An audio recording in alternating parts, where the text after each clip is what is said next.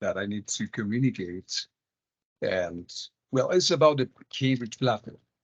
I still don't have everything clear, but according to this, well, some teachers told me that I have to gather all your licenses to do certain procedure in order to activate your products. Wait a minute.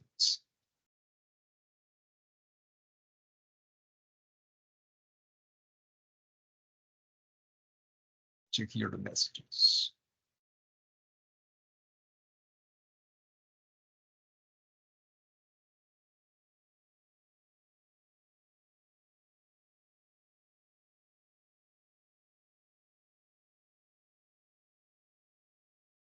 Okay, first, I need to check the attendance to save a little time. I'm trying to read the WhatsApp I received yesterday night. And it's about that thing. Well, I need to check the attendance first. Mawania Ramos, David Hernan. Present, teacher. Good. Ayo Sani Priscila Amelis. Good morning, teacher presente. Betancourt Delgado Diana Alexandra. Good morning, teacher present. Calvo Piña Carabajo Cristian Inicio. Good morning, teacher present. Cando Omar Cando Galvez Omar Stalin. Morning, teacher present. Chávez Enriquez Jefferson David. Good morning, teacher present. Morales Cedeño Ernesto Alejandro.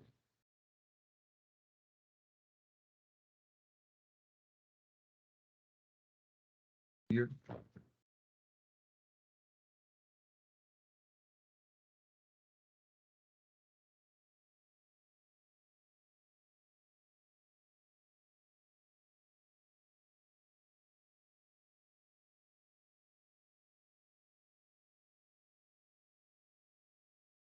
Cruz Rodríguez Jacqueline Michelle. Good morning, teacher present. Fierro Chiriboga Jefferson David. Good morning, teacher present. Gamboa Alulema Byron Andrés.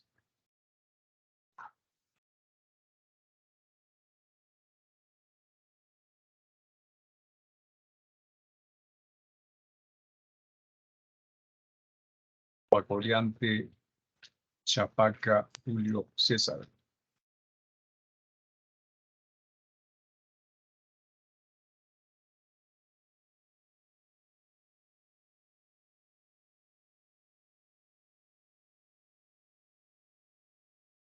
Juan Octasi Sanucho Edwin Santiago. Good morning, teacher present. Wingla Wally Kelly Noemí.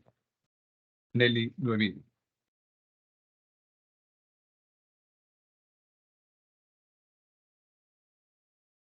Ami Almachi Miriam Rossi. Good morning, teacher present. Jiménez Carvajal Jesús David. Good morning, teacher present. Las Luisa Mise Ayeli Nicole. Good morning, teacher present. Morning. León Pedrosa Angie Carolina. Good morning, teacher present. Joacana Ifan Tania Malen. Good morning, teacher present. Macas Ceballos José David. Good morning, present teacher.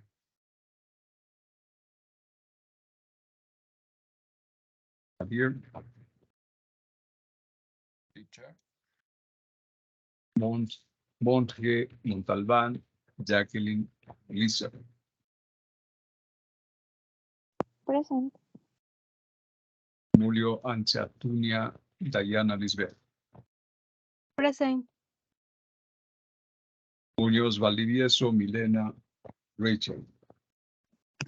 Good morning, present. Morning. Noriega Vargas Rodrigo Vicente. Good morning, teacher. Present. Y la Kinga Proaño Tamia Anaí. Good morning, teacher. Present. Puente Martínez Carolina Catlin. Good morning, teacher. Present. Reynoso Cartuche Jimmy Alexander. Present, teacher. Rivera Orlando Paula Domenico. Present, teacher. Good morning. Morning. Rodríguez Pazmiño Daniela Nicole.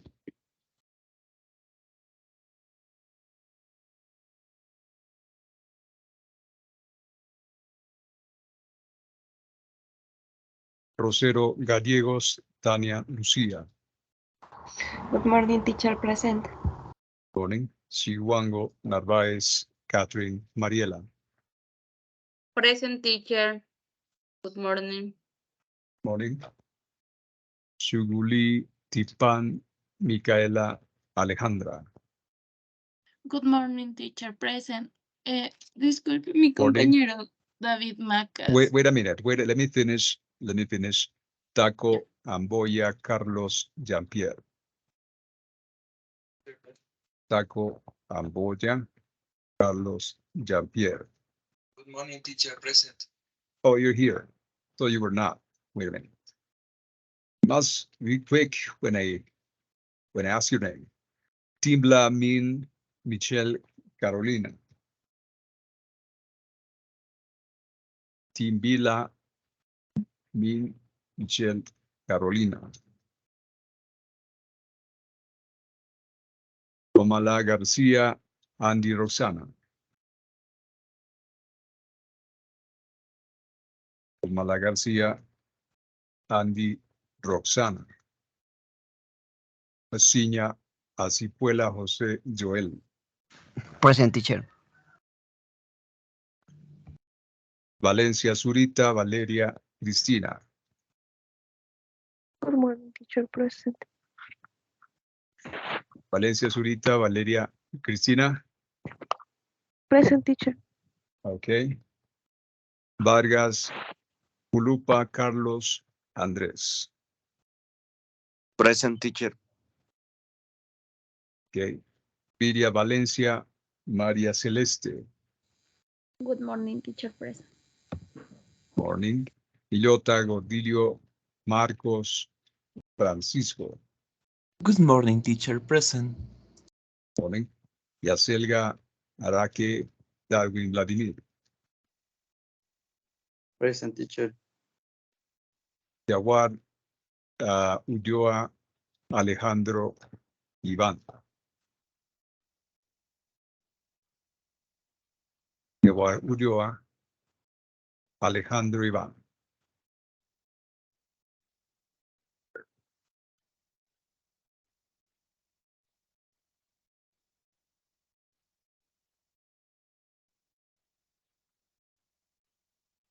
Anybody who got late? Who came late? Anybody?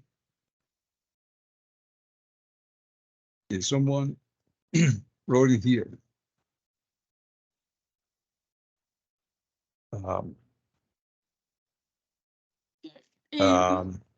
Sí, mi compañero sigue con su micrófono medio dañado, entonces, pero él sí está en la reunión, es David Macas, no sé si se le Well, he escuchó. has to send me a screenshot that shows the problem of the microphone because the system, the app always shows you the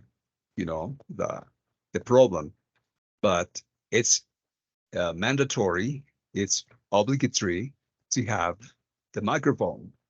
I cannot mark as present someone who doesn't have a microphone. Sorry, even though the person is there, I need the microphone. Yeah, this is a really, really important requirement. Okay. So Yeah. if he wants me to justify his attendance, he has to send me a screenshot of the problem. Okay?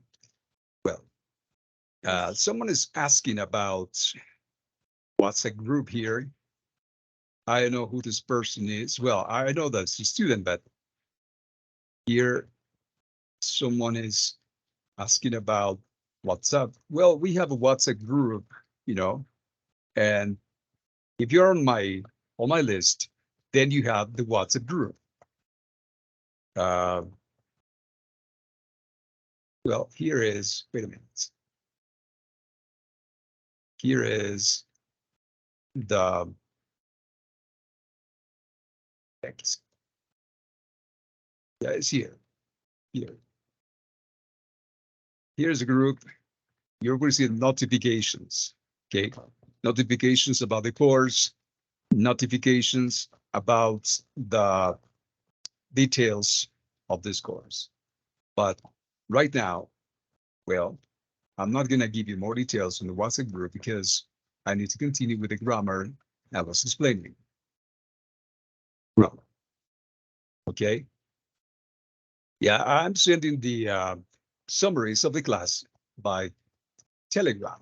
So if you're on Telegram, you'll receive all the summaries of the class. Okay, right now, let me check. I wanted to read some messages that some colleagues at work were talking about the Cambridge license, because Cambridge license has kind of a problem to activate the product. So let me find that dialogue. It is here. I'm not supposed to speak in Spanish, but yeah, anyways, I'm going to communicate this in Spanish.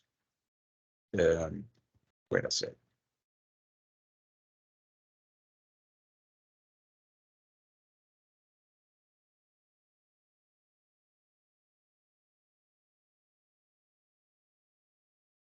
Ya, en estos días he de subir a la nube, un documento Excel para que los estudiantes escriban ahí según entiendo yo, la licencia, el código de activación para yo enviar a un administrador de Cambridge. Ya, aún no tengo claro porque ayer recién tarde en la noche estaban discutiendo al respecto. No hay instrucciones claras de la dirección. Entonces, como el problema radica en cambiar el texto empezando desde los niveles 1 y 2, nosotros estamos en el nivel 3, ha ocasionado un inconveniente y los que tienen el texto anterior, es decir, nosotros, el texto anterior, hay que hacer un procedimiento adicional para activar esa licencia. Mientras tanto, tienen que ustedes adquirir la licencia y cuando ya la tengan, yo les doy la indicación para que la suban a un documento que va a estar en línea. Mientras tanto, no se podrá activar el producto según le había indicado. No tengo instrucciones precisas, estaban discutiendo ayer, entonces con precisión no les puedo detallar qué mismo hay que hacer. Pero lo que sí tienen que hacer hasta el momento, adquieran la licencia, cuando ya la tengan les doy la orden. Bueno, de hecho, traten de adquirirla lo más pronto posible porque es un procedimiento que tomará algunos días. Entonces, si la pueden adquirir hoy, la tienen ahí y a más tardar el día de mañana, pues les doy la siguiente indicación. Okay. Now at this point, I'm going to continue with the class. But first, there's a lot of windows. Teacher, You have a question? sí, I Okay. have a question. Yeah. I speak Spanish, profe. Disculpe.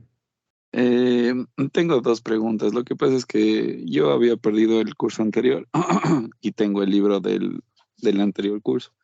Entonces, por lo regular, solo nos daban el código de acceso al curso. No sé si es del Cambridge. Entonces, no sé si usted nos va a ayudar con ese código para el ingreso. Y segundo, profe, el día de ayer yo me confundí en los horarios y estuve en la reunión de las 10, ahí cuando había sido a las 7.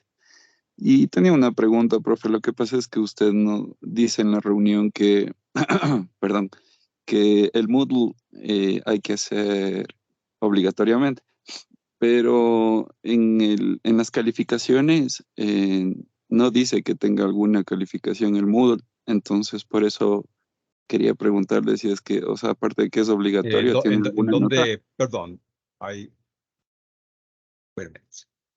¿En dónde dice que no es calificado o es obligatorio? No, no entiendo. O sea, usted en la reunión dice, profe, que solo se califica sobre 4 puntos para las notas, el examen escrito, el oral, el Cambridge, o sea, y no había nota de Moodle. No, sí Entonces, hay las por eso notas de le pregunté. Moodle. Lo que pasa es que no me han prestado atención. Les voy a explicar nuevamente esa parte, pero ahí están las notas de Moodle. Voy a abrir Ay, ok. nuevamente ese documento.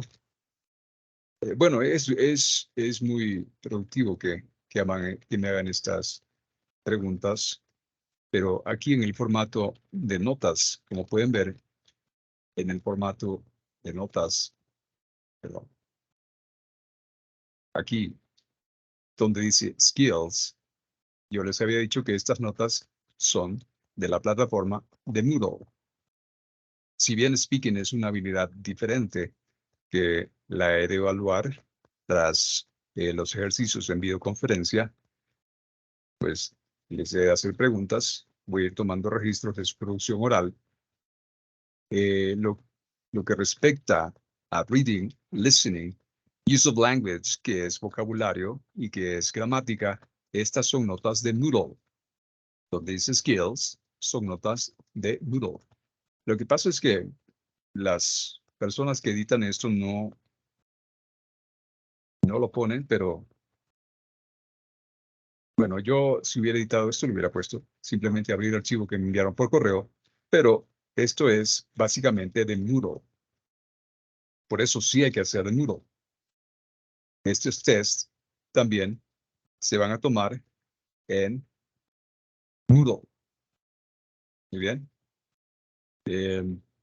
Bueno, el examen escrito final es presencial, el examen oral es videoconferencia, pero estos parámetros son de la plataforma de Moodle. Por eso tienen que hacer lo que esté habilitado para que no les falte ningún puntaje y asimismo, bueno, obtener una calificación que les ayude a pasar. Ya, esa aclaración quería hacer y qué bueno que me traen a colación ese punto. ¿Hay algún otro comentario o pregunta? Yes, Lo teacher. del libro, profe. Ah, perdón. A ver. Lo del libro, profe, le decía que si es que podríamos utilizar el mismo libro.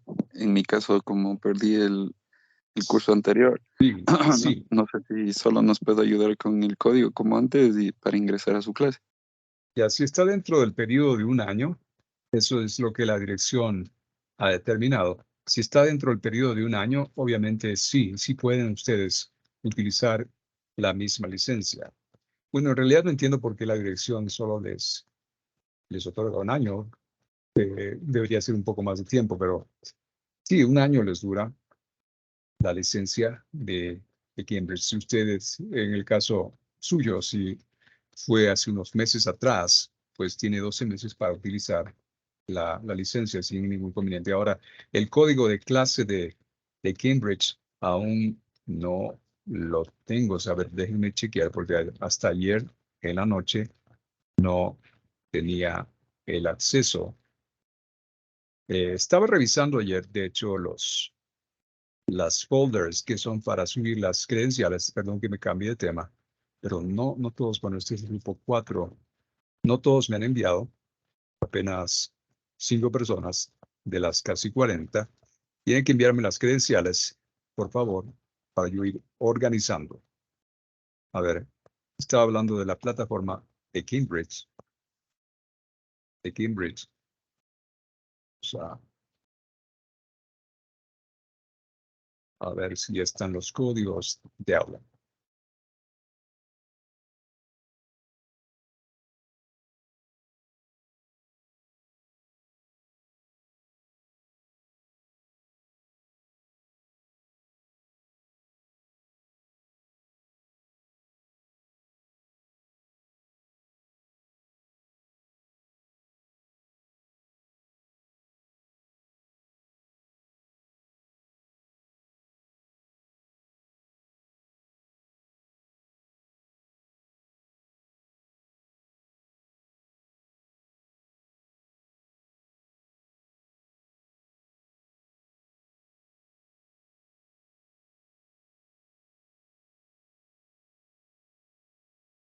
A ver, todavía tengo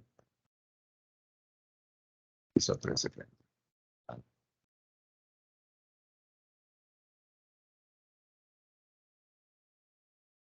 Execution. Sí, for marketing.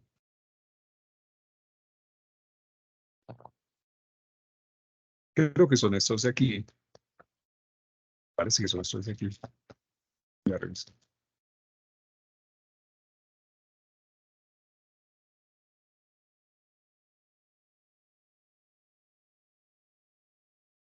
Allá, sí. Este es. Ya les voy a enviar este código por correo, este código de clase. Si quieren tomar apuntes directamente, pues se pueden hacer. Aunque lo voy a tomar, lo voy a enviar formalmente por correo para que quede registrada la constancia. De la constancia. Lo voy a enviar por correo porque si lo envío por el chat de Teams o de Telegram o de WhatsApp, seguramente estudiantes del otro grupo se confundan, tomen ese código y, bueno, ustedes pueden matricularse en un curso anterior. Algo que ahora se me viene a la mente, perdón, me había olvidado, cuando se enrolen en Cambridge, tienen que hacerlo así como ven mi apellido y mi nombre, o apellidos y nombre, preferiblemente los dos apellidos y luego los nombres.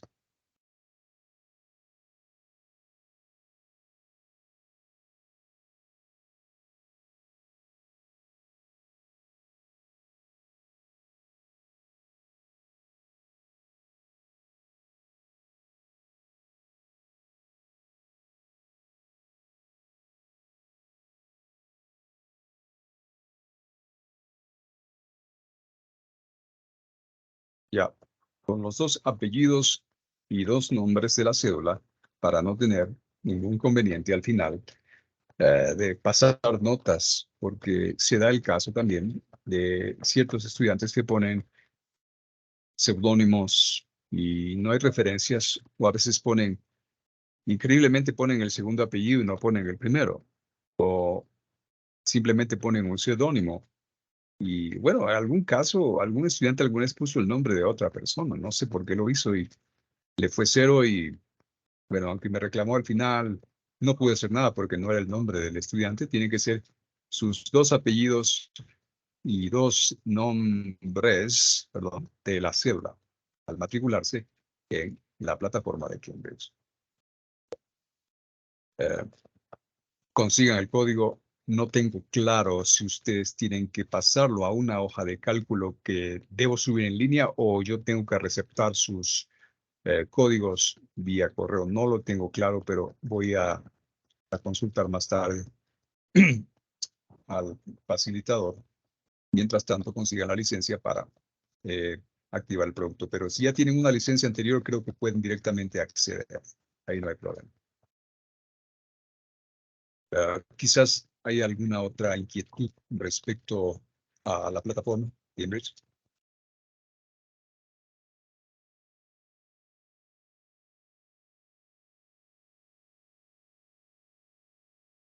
No, al parecer no hay. Vamos a seguir. Teacher. Good morning. Ya. Teacher, una pregunta para para matricularse en el aula virtual, en el Moodle, ¿se necesita alguna clave o podemos matricularnos automáticamente, automatricularnos? ¿Cómo? Les había enviado por correo, si ustedes revisan el correo institucional, Ujú. ya les envié el día de ayer. Ahí está la dirección, el URL, y está también la clave de matriculación. También les puse el enlace para que suban las credenciales escaneadas. Mm, Aquí está, grupo 1, tiene aquí el URL del aula, a ver si es el grupo 4, perdón.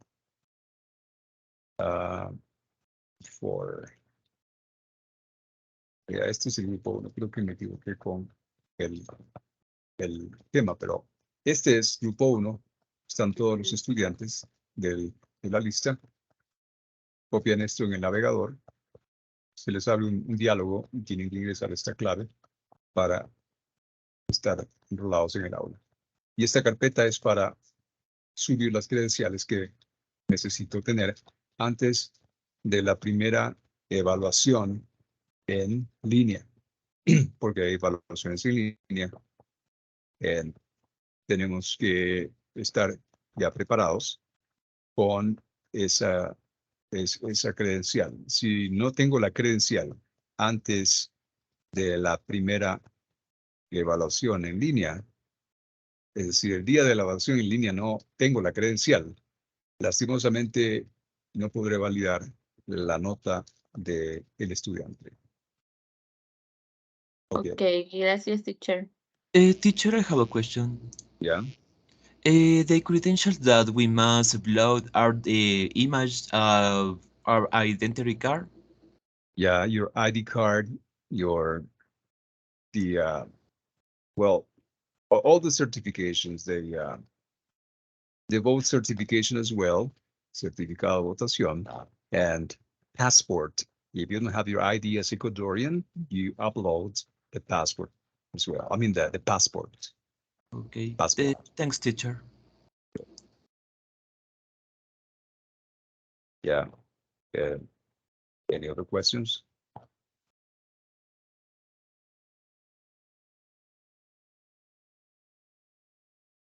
No more questions.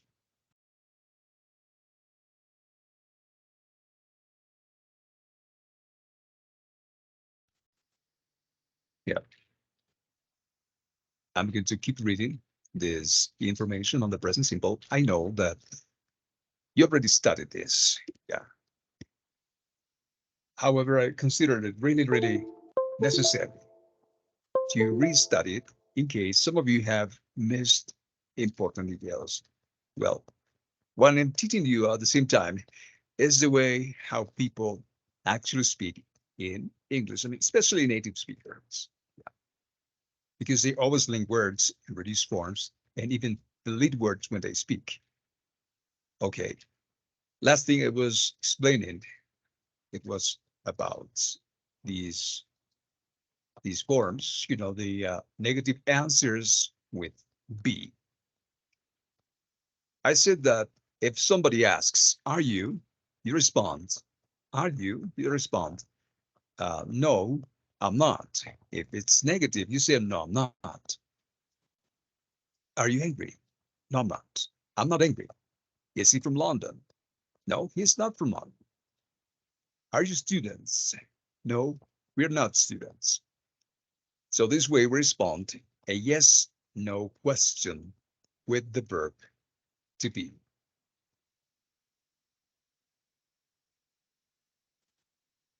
Yeah, as you can see there, the verb to be is here. So you have the verb to be plus the verb not. Okay. You don't need don't. You don't need doesn't to make negative. What are the typical mistakes? Mistakes are the following. Um,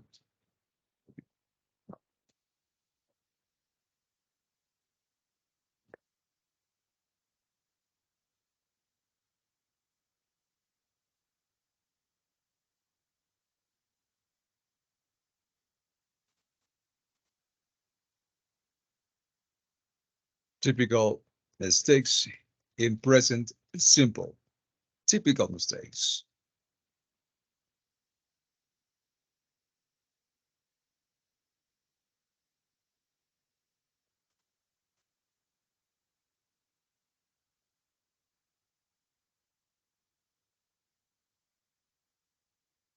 Yeah, or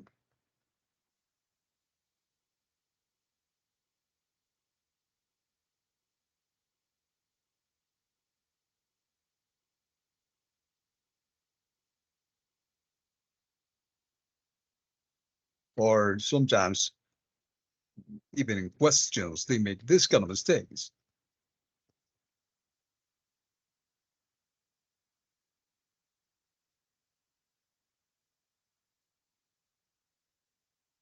Or this other mistake.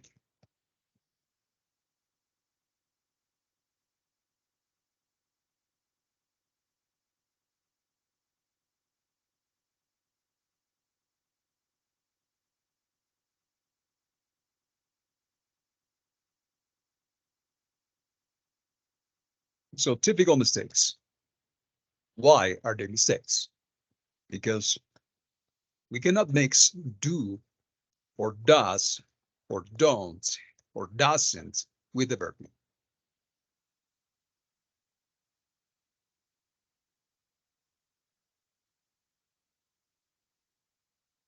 It's incorrect, yeah, to mix the auxiliaries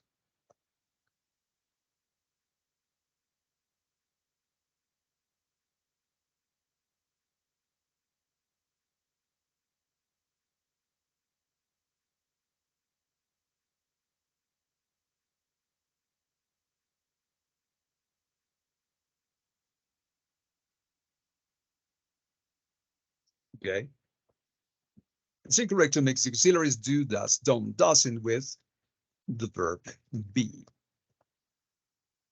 So this one here is wrong. Likewise, wrong, wrong, and wrong. Yeah, with a number to refer and do the correction. Yeah. Yeah, there are other type of mistakes, you know, there are other kind of mistakes like subject verb agreement. Yeah. There are other type of mistakes like when people say,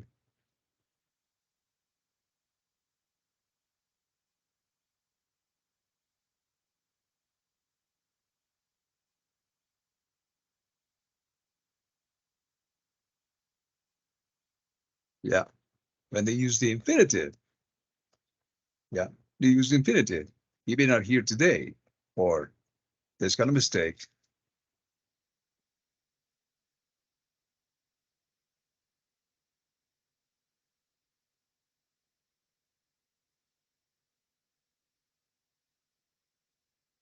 Right?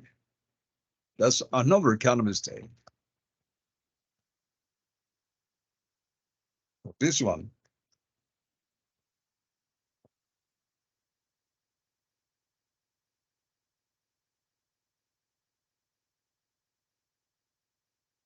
Or this one. There are other mistakes. Mistakes or mistakes. Okay. So here in this part, it's incorrect to mix the auxiliaries do, does, don't, doesn't with the verb be. And here, what's a mistake in number 5? Well, number 5,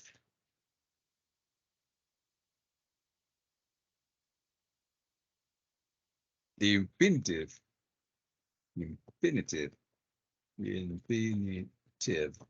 oops, of be, I mean,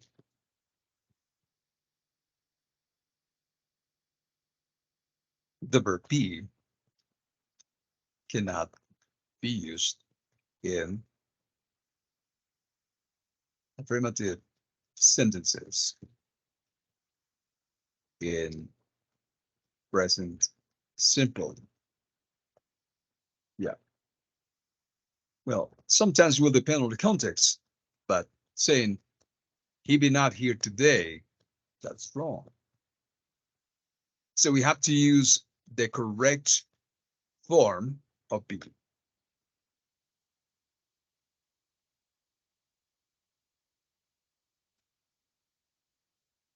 The correct form of be.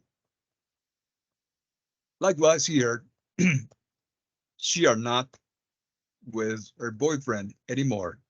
Here is subject, verb, agreements. Yeah, agreements. Mistake. Subject verb agreement mistake. No. Third person singular form of be is required. Okay. The third person singular form of be is required. It's not she are, it's she is. When I say your father is he or she. I mean, he in this case. When your mother is she. But I cannot use are because it's third person singular. I have to use this. Let's write the corrections. What are the corrections here? Correction in the first one is she isn't. She isn't at school. This one is correct. She isn't at school. Here is that he don't be a lawyer. Well, is he isn't a lawyer. He isn't a lawyer. To the are at work now.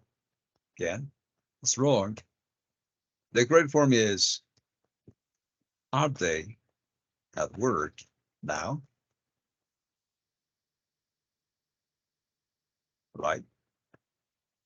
Because I cannot use do does or don't does in with be. Does your friend be a good student? Wrong. That's incorrect. What's the correct form? Is your friend a good student? Is your friend a good student? Well, then I get marked it correct. I don't use does with be. I only use the verb be in the question.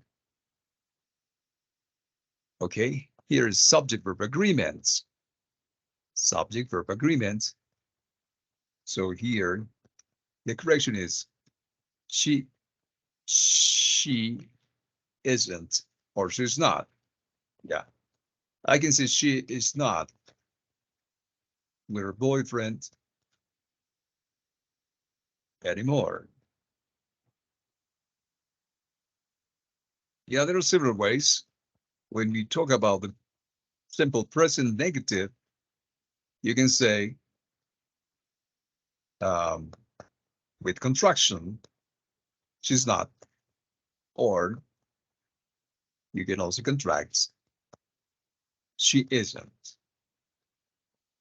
She isn't, she's not, or she is not with a boyfriend anymore. But does she or not?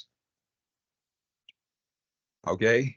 Words yet don't say she don't be or she doesn't be. Right? Like he don't be. No, that's incorrect. Is he isn't.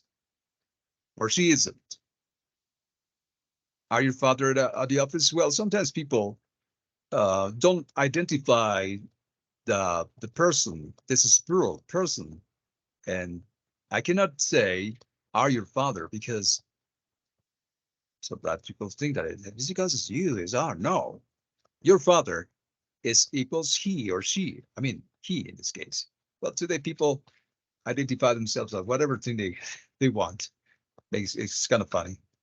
But is your father, or you can say mother, at the office? Okay. You cannot say are your father. It's is your father or is your mother at the office to make it correct. Okay, these are the typical mistakes with the verb be in the present. You have to identify the noun. You know, beware of, be careful.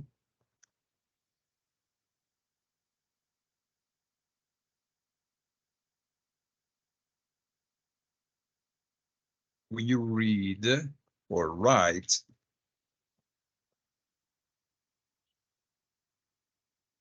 possessive adjectives with singular or plural nouns. Be careful when you read or write possessive adjectives with singular plural nouns. When people say my, people think that it's just singular. This is, no, my isn't singular or plural. It depends on the noun.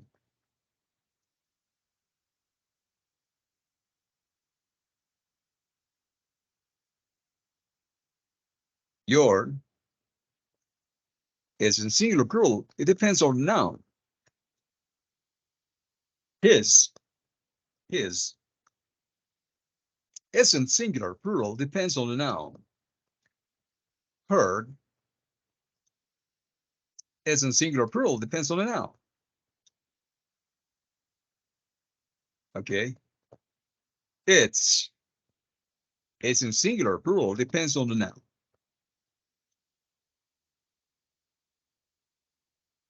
Our is in singular plural. Depends on the noun. Their is in singular plural. Depends on the noun. Okay. I can identify this. Yeah. I can say my house is expensive. My house is expensive. And my houses are expensive.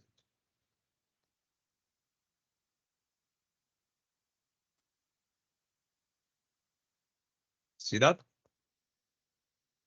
When I say our is in singular plural. It depends on the noun. Like our child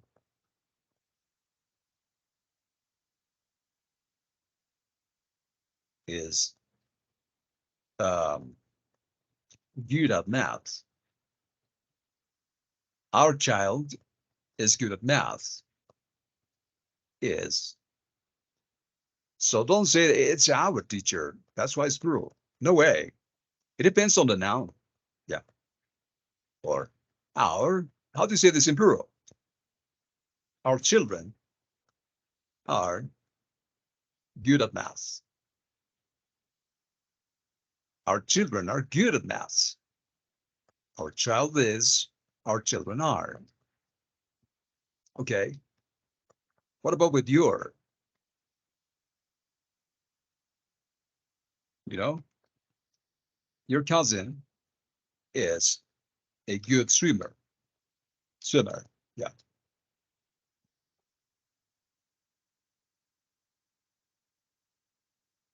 Your cousin is a good swimmer.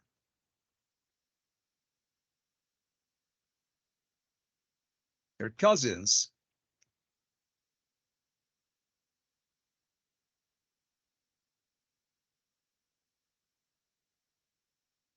are good swimmers. See that? So it does not depend on the possessive adjective. Depends on the noun. With there can be singular as well. Their son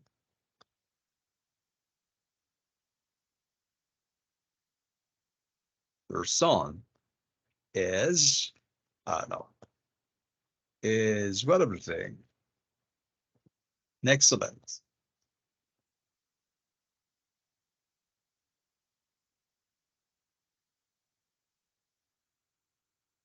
an excellent basketball player. Yeah. Or their children, said children. Yeah, their children are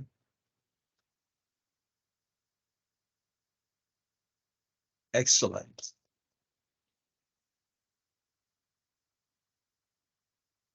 Basketball players.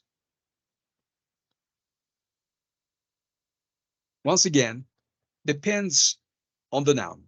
When you say son, it's singular. When you say children, it's plural. Right? So be careful with that. Okay, let's continue. We can, wait a minute. I think I need my halo. So,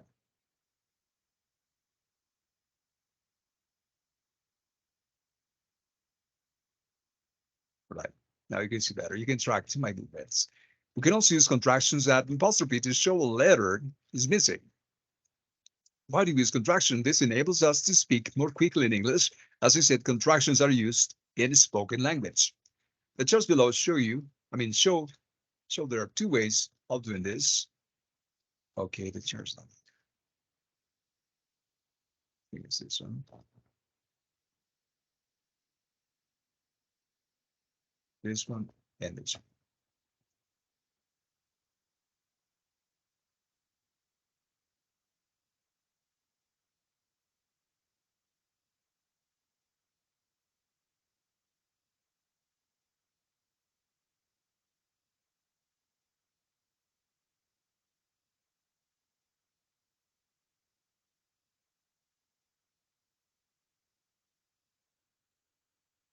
Okay, as I said, you can contract you're not.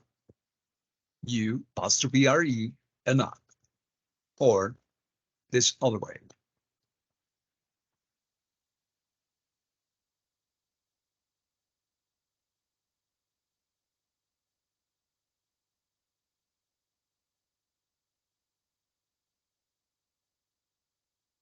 This way, like, are you from China?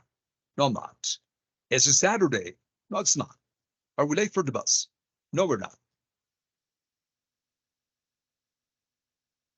Or this way.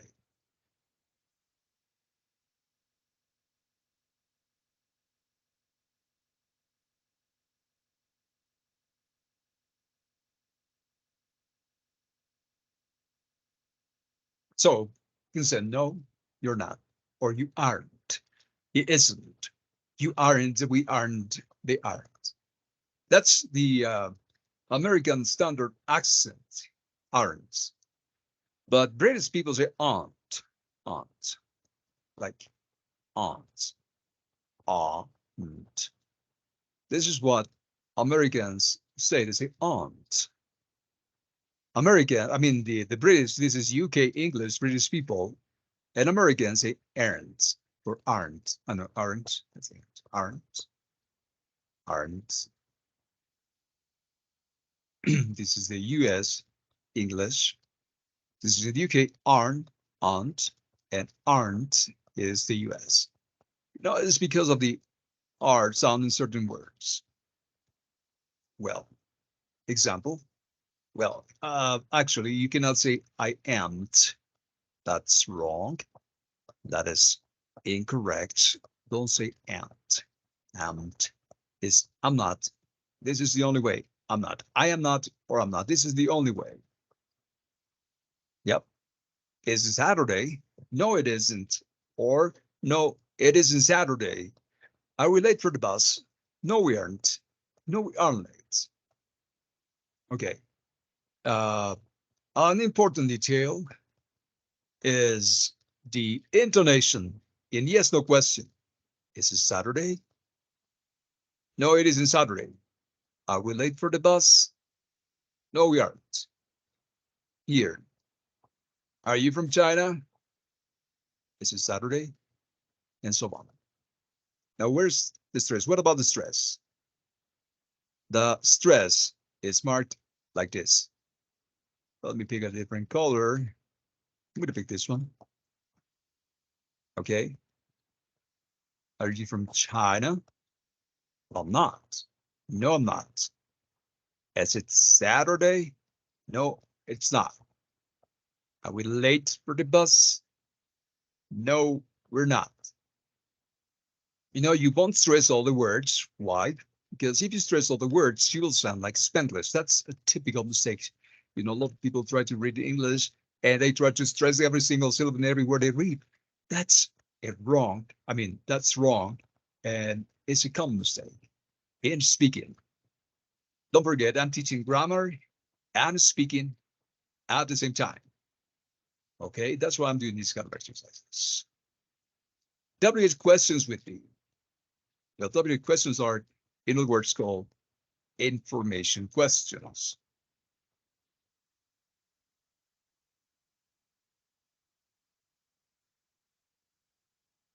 Information questions. Yep. WH questions or information questions. I mean, these are questions that cannot be answered yes or no. You have to give some information. For example, okay, I think I need to replace this chart. Take it from here.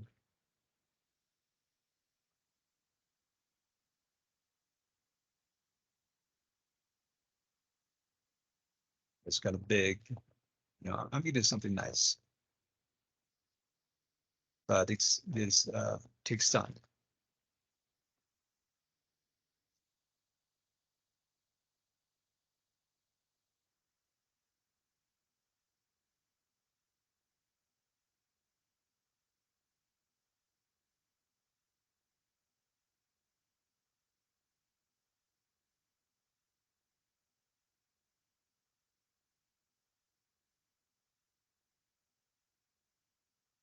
Okay, here it is. Present simple questions with me. And of course, these are information questions. As I said, information questions. We have to give information in the answer. Yeah.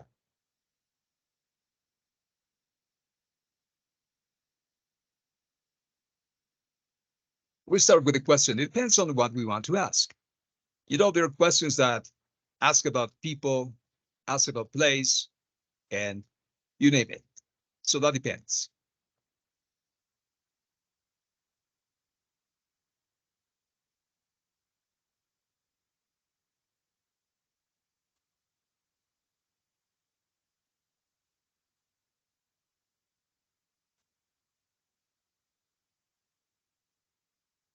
Okay, it depends on what we want to know.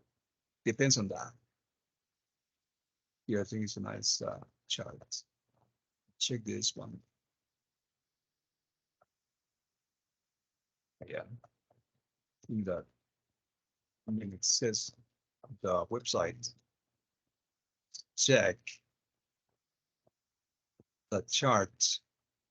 Here's kind of bigger, kind of the same size.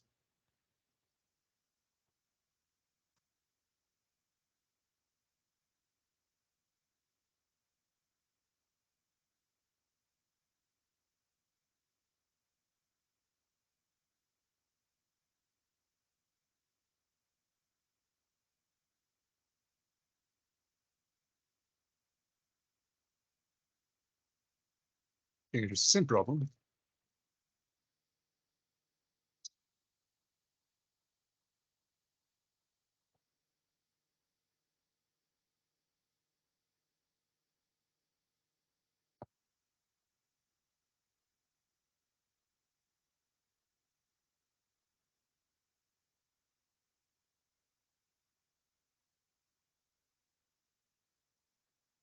Oh, yeah.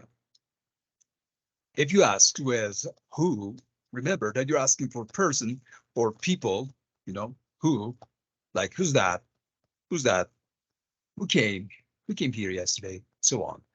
Where is about place? Why? It's about reason. Why? Tell me, explain that. Why is the reason? You always reply why with because. When is about time.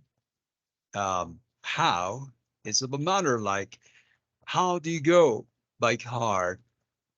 How do you get to university? By car. What? It's about an object of direction. What do? I'm an engineer. Okay, for example. Which is about a choice when you have small choices. I mean, a small number of choices or, options. You say, which one do you prefer? The red one. Okay. Whose is about possession. Who's this book or whose book's this? Yeah. In English, we can also speak this way, like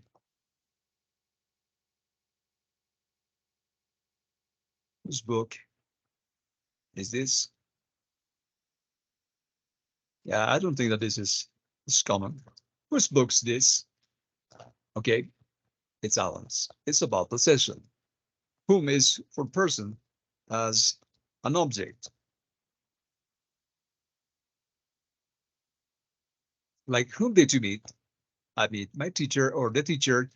But today, this is kind of old-fashioned. I mean, yeah.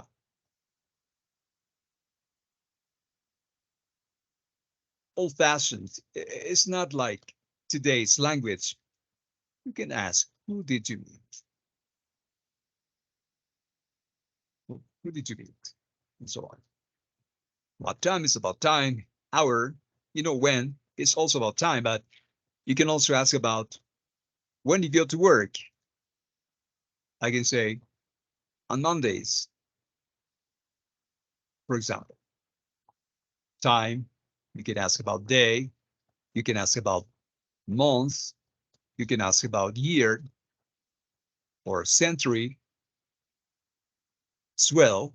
But when you say what time, it's specifically about the hour. How many is quantity? This is used with countable nouns. Countable nouns. How much is amount of price? Yeah, amount, price. How much? How much stamp have we got? How much? How much is your house? How much is your house? I'm asking about price, price in dollars. How long is about duration or length? How long did you stay in that hotel? For 2 weeks. How often is about frequency? How often do you go to the gym? Twice a week. How old? It's about age. How old are you? I'm 16. How old are you? We use the verb be here.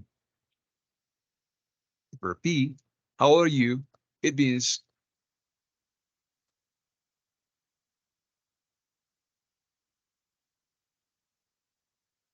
that is how old are you? Okay. So depending on what we want to know, we use specific question words. Okay. Now the intonation here is falling.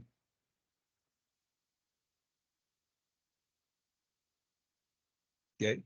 This is falling intonation. Falling intonation is not rising intonation in all the question words. Because we have question words, there is falling intonation. How do you go? What do you do? Which one do you prefer? Whose book's this? Who did you meet? What time do you come home? How many students are there? How much time have we got?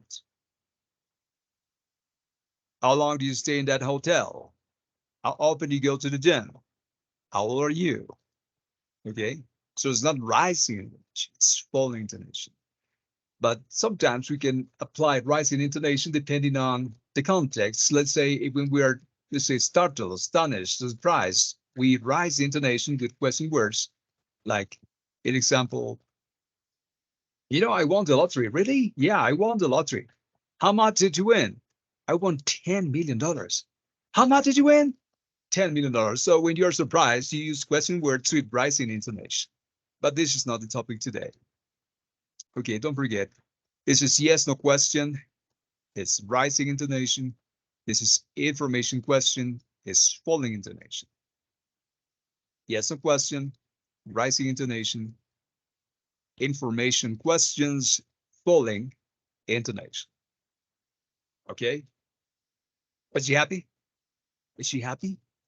Where are they? Am I from Spain? How are you? What time is it? Yeah. Okay, here is an important detail on the contractions, on contractions. Who is whose? Sounds like whose. Yeah, there's a certain degree of similarity. Let me analyze that with my app. You see whose, what is what's, where is where's. Well, let me put it this way, better. What is whence, why is why's. Yeah, it sounds like why's. And how is sounds like how's. There are some similarities, but I'm going to disambiguate that today. You're going to see that. First, I'm going to copy this text here and here, but first, let me customize parameters. I want American English. Show the intrinsic R. This is shrunk. This will shrunk. Right.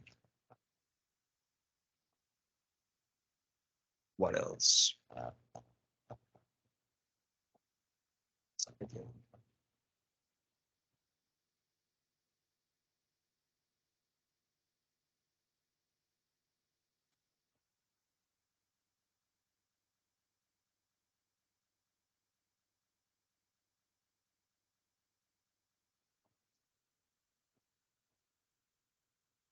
Oops. No. I think I made a mistake.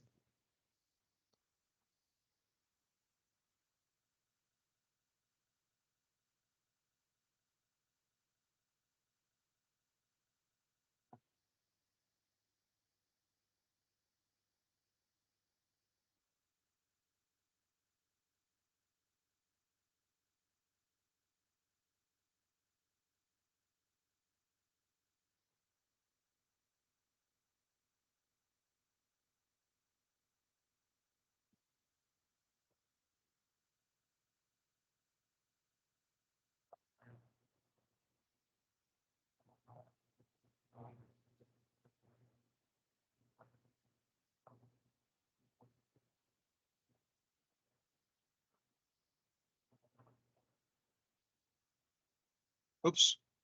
No. I think I did something wrong here.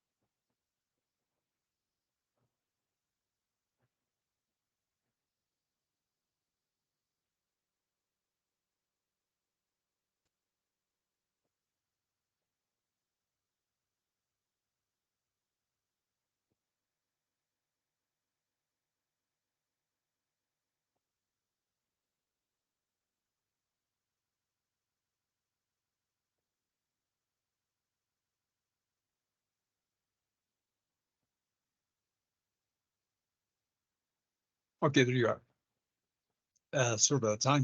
When you say who is, you say whose, like whose, but they're confused with whose of the possessive one. I mean, we have whose and whose with the contraction whose and whose. So this is whose. whose. This is what is what's, where is where's, what is when's,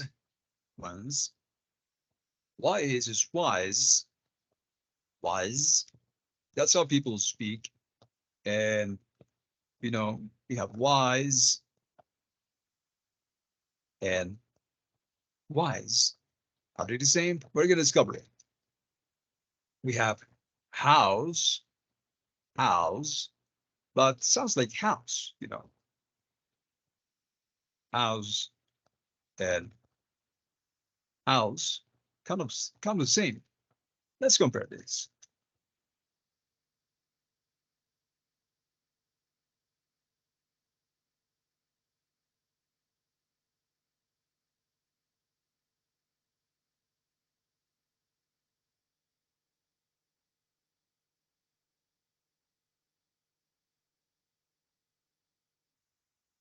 All right. Well, it's whose and whose. Okay, these two have the same pronunciation. When you say whose and whose.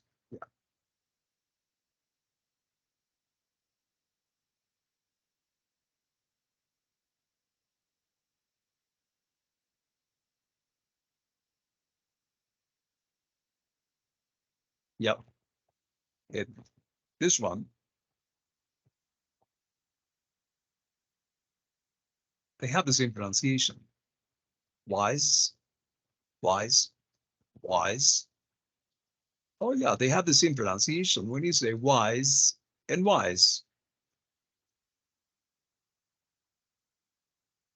And wise.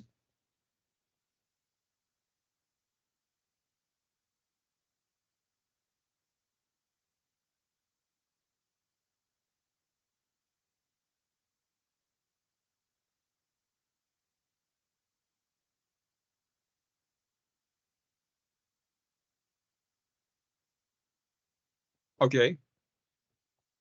And I think that this is house and house. I think there's a small difference. Yeah, because of the consonant sound at the end. You notice? House and house. This is house and house.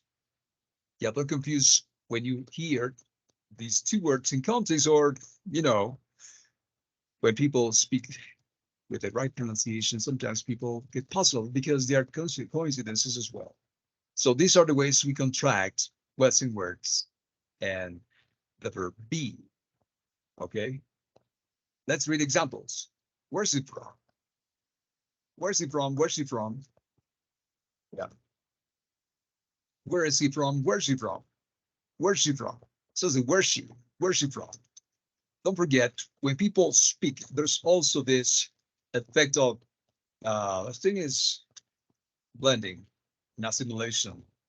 So is where's he from? Where's he from?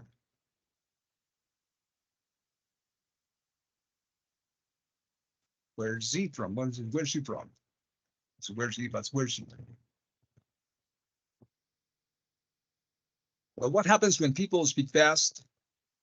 It's like, where's you? Where's you? Where's she from? That's agree. Where's she from? Yeah. Get used to listening this way. Where's she from? Where's she from? How are they? How are they? Even though we cannot contract Howard, but see, how are they? What are you so happy? What's your name? What's your name? When people say, what is your name? And what's your name? Okay, there's a difference. What's your name? There's this effect. What's your? The what is yours? Sounds like what's your name? What's your? It's like, let's check if I have this symbol to represent that sound. Yes, like what's your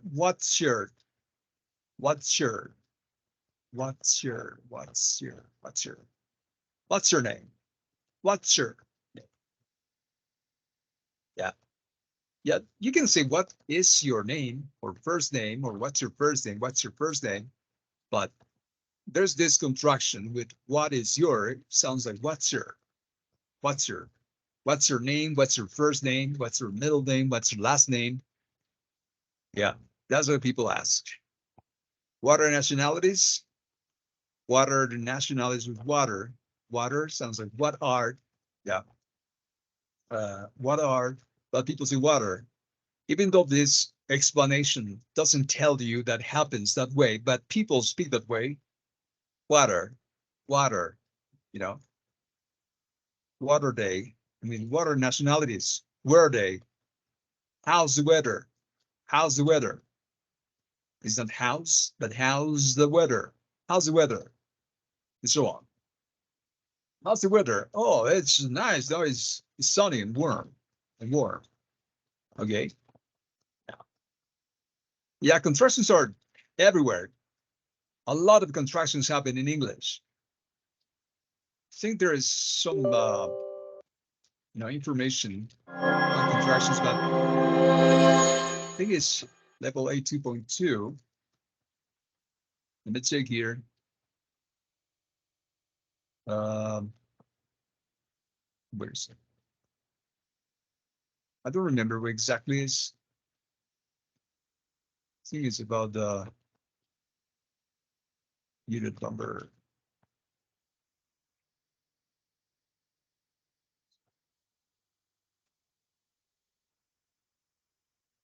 Is unit 12.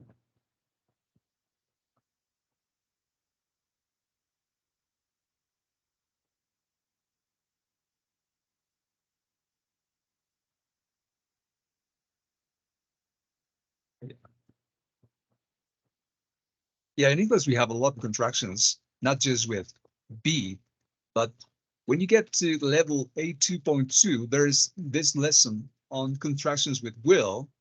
And notice that will can be contracted with nouns like friendal, teacheral, parental, or parental, or classal. Like anyone in classal with baby someday. Do you think anyone in classal with baby someday? Or do you think all your friends will have children? Do you think all your friends will have children? Do you think your parents will ever move to another city? See that? People don't say will all the time. They contract and sounds like, do you think your parents will ever move to another city? Or do you think your teacher will be a millionaire someday? You think the teacher will be a millionaire someday? It will be, is teacher will be a millionaire someday. Or friend will always be, is friend will always be. Do you think your friends will always be your friend? So on. So contractions are everywhere. And this happens speaking. If you want to speak like a native, well, contract verbs. Present simple with other verbs. Other verbs, other verbs are regular and irregular. Regular and irregular verbs.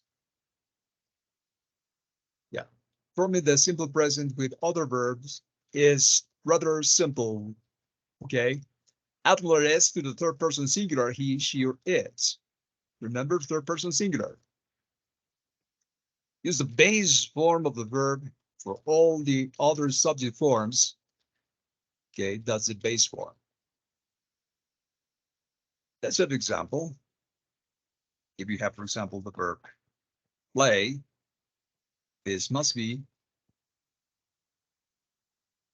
plays. Okay. If you have the verb run, this must be runs. If you have the verb go, well, there are some exceptions to the rule. These are some irregular plurals. I mean, regular forms, irregular verbs like goes or have. You have has. So these are irregular forms. Other one is, let me think, whatever. Writes and writes. And so on. So we add an S to the third person singular. Okay.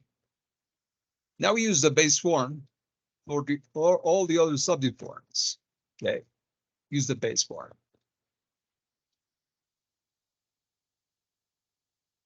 Oh shit. Am I showing the screen? I hope you were seeing. Wait. But we can solve this later. Yeah. So we use the base form for the other verbs. I mean, the other subject forms with the other verbs. Check.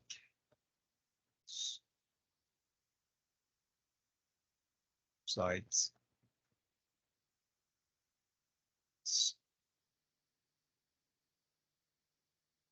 Here is the present simple with all the verbs.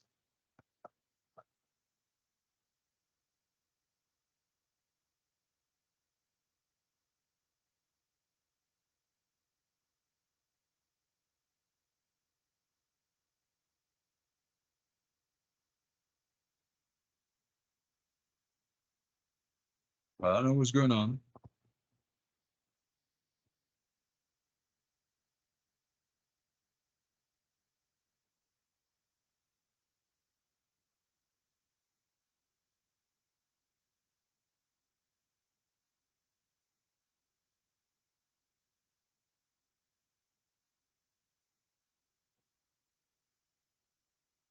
Okay, so this is the third person singular. He, she, or it with verb is he buys, he reads. I'm exaggerating my pronunciation, so you can listen. The end of the S. He thinks, he comes, yeah, he eats. Well, the S at the end will sound differently. Like here sounds like a Z, buys, reads. Here's thinks, comes, eats. Well, it depends on the last consonant sound to identify the right sound. Can be Z or S, depending on the verb. See? Let's say, I like apples. Apples. Yeah, my boyfriend likes oranges. Yeah. Likes oranges. Oranges. The oranges is like apples. Well, that's interesting in English. The bus comes in 15 minutes.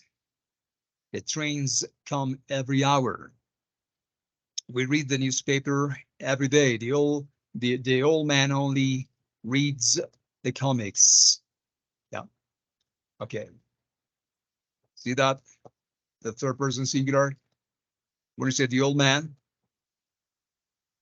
is he. He.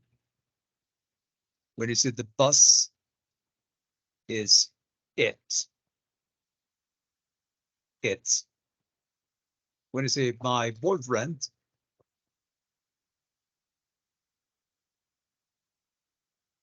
is he. Oh yeah. I always eat rice for dinner. The baby eats mashed carrots. Carrots. Well, the baby eats, or is it the baby? This can be he or she, right? I think it's 5 o'clock. I think it was 5 o'clock. My sister thinks it's 6 o'clock. It's 6 o'clock. Well, my sister is she.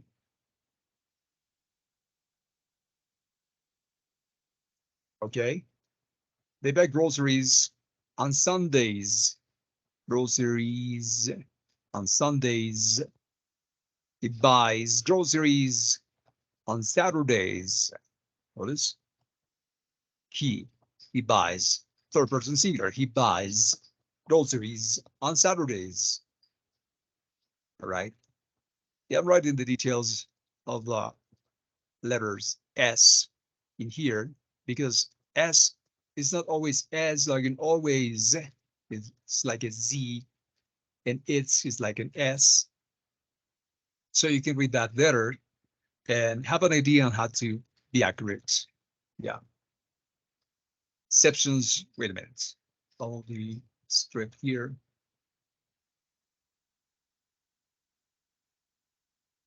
Okay. Saturdays.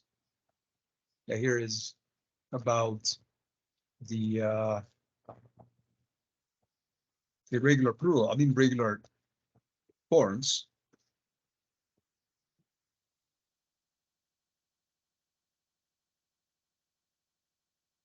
Okay, like I have, you have, he has, you have. Well, third person singular.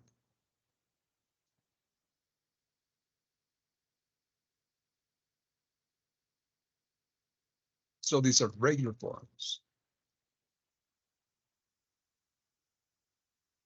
He has, she does, it goes, it goes. Okay, the pronunciation of the es or es is z, has, does, goes. I don't want to hear people saying goes or does or has. It's has, does, goes. Third person singular.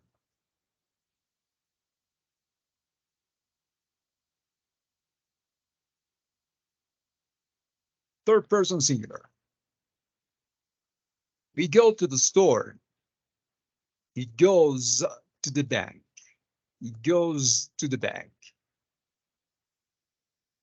I do my housework.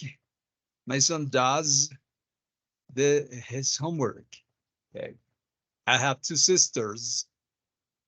My mother has two brothers. So on. Okay. Third person singular, third person singular, third person singular.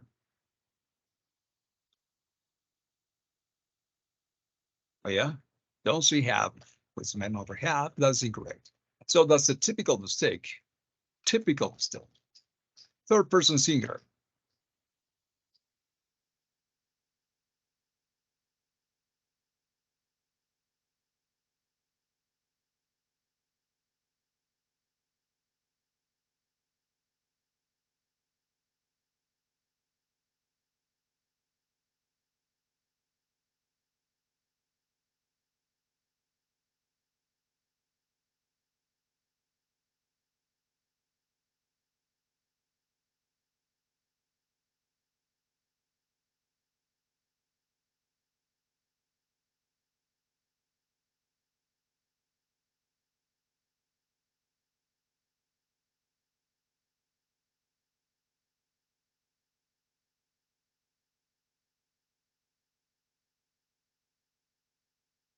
Okay, in other words, it's called the subject verb agreement.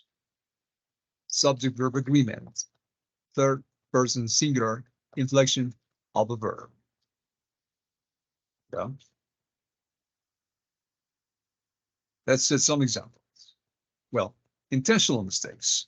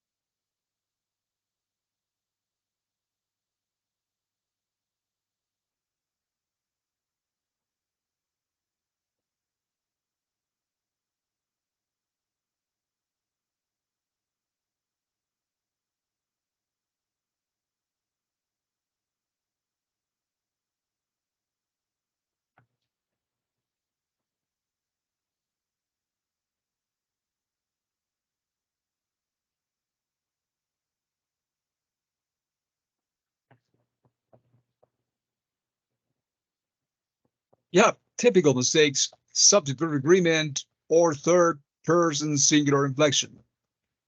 If you say your friend go to the gym twice a week, well, I'll mark it incorrect. Why? Because if you say your friend, that means that is, is he or she. Is your friend goes to the gym twice a week? Incorrect. The right form is her brother has 3 houses. And, this can also be possible. When people say halves, it's wrong as well, because I've seen that. I've checked lots of pieces of writing throughout these years, and I know that that is incorrect. You don't say her brother has, it's her brother has. Yeah, let me mark this as correct. Correct. This one is correct. Our son run really fast. Incorrect. When you say our son runs really fast. Okay. Their teachers speak a mile a minute. Well, wrong.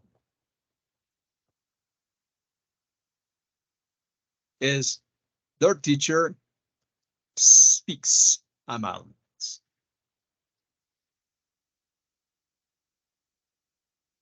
Do her sister studies at university? Well, we have two mistakes here.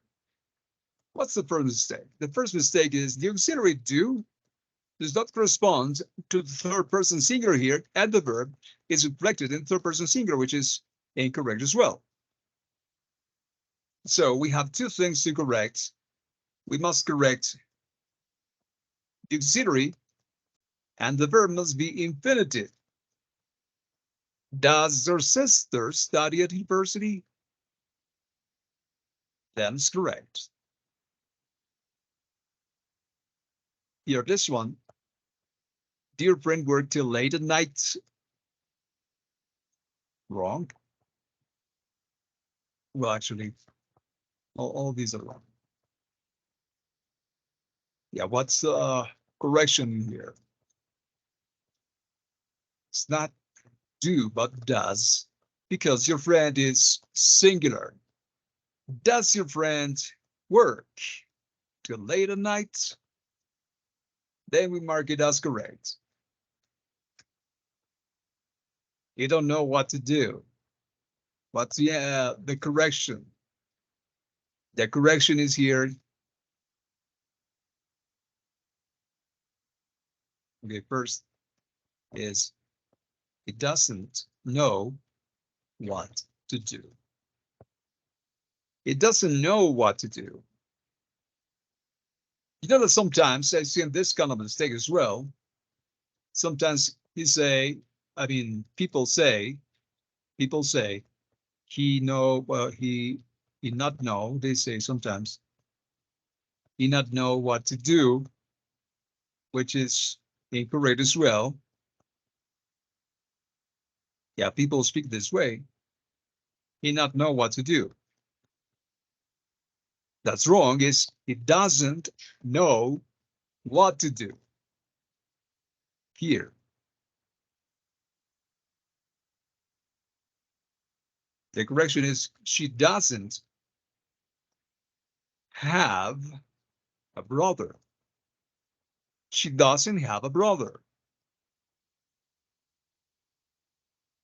Okay? It doesn't know the answer. That's incorrect. Incorrect.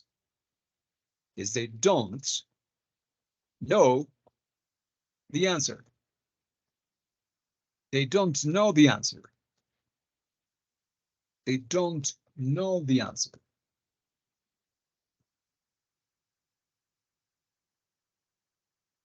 Little mom buy groceries in the market. Well, incorrect. Mom is singular, is does their mom buy groceries in the market? Well, that's how it is. But sometimes there are other kinds of mistakes, Other typical mistakes happen when students mix the verb be with regular and irregular verbs in the present simples. What happened?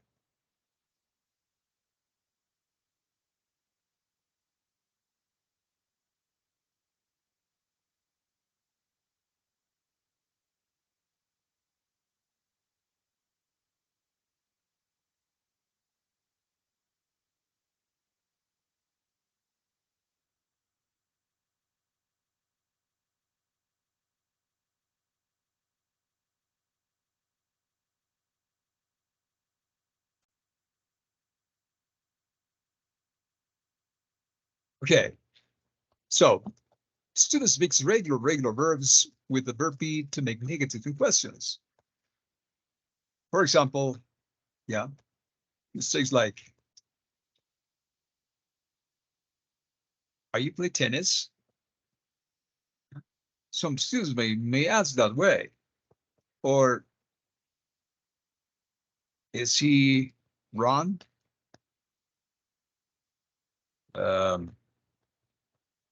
Very often? Or sometimes I found this one as well.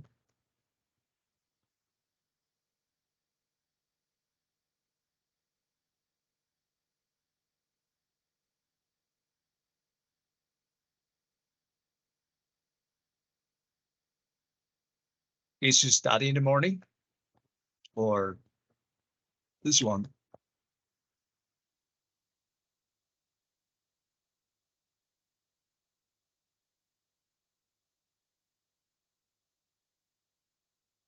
He's in its seafood. Or this one?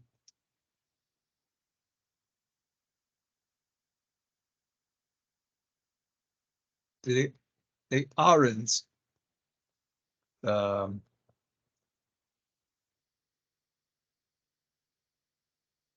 they aren't read books.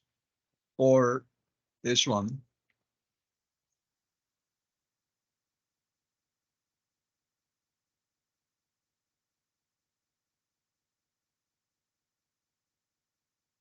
Um, think about the verb.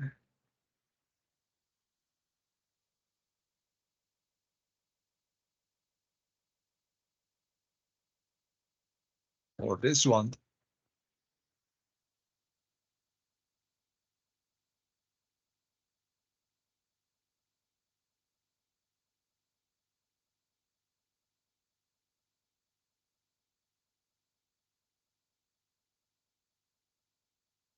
Okay, what's wrong here? They're using the verb be with regular and irregular verbs, which is a tremendous mistake. Well, we don't say it that way. It's not, are you play tennis? It's, do you play tennis? Do you play tennis? That is right. So this one is wrong, wrong, wrong, wrong, wrong, and wrong. Oops. Yeah. It's not is he run, is does he run very often?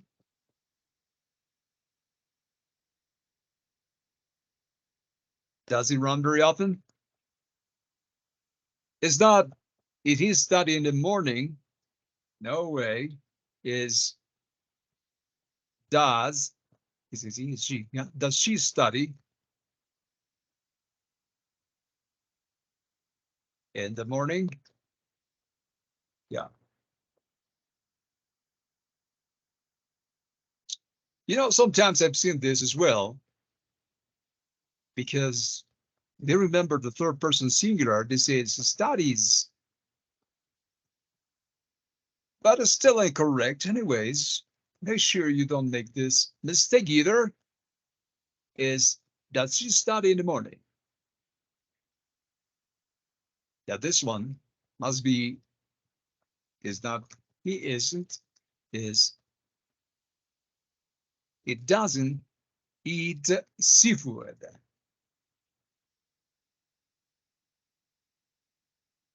Okay, number 5, they aren't read books. That's wrong. That's incorrect. Is they don't read books. Yeah. Your friend is not go to the gym. It's incorrect. Is your friend does not go, your friend does not go to the gym.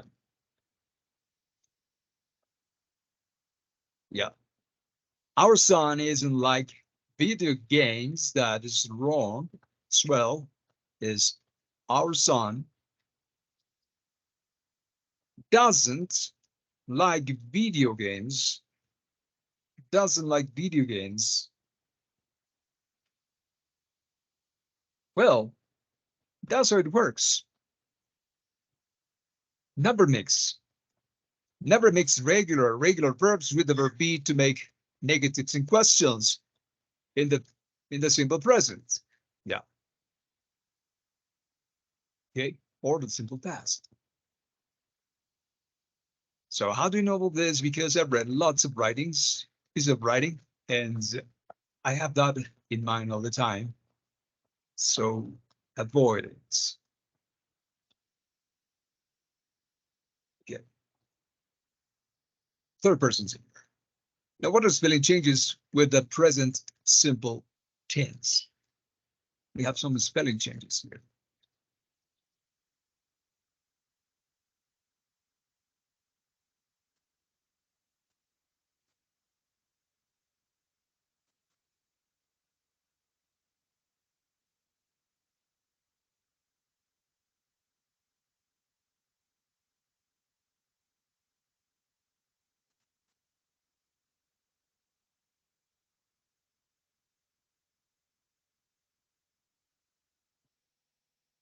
Well, there are also some spelling changes with the third person singular. If the verb ends in a, y, in a y, sorry, we change the y to I and not es if there's a consonant before the y. Okay. We add es. I mean, es. For example, wait a minute. If we have the word try, so there is a consonant before the y, you know, this one becomes tries.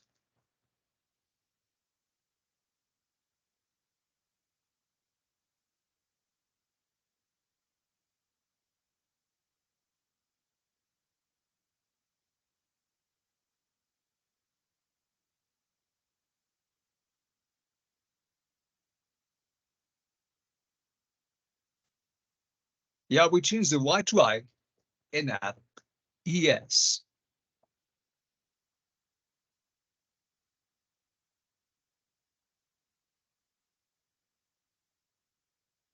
We add es, because there is a y, okay, consonant y, we change the y to I.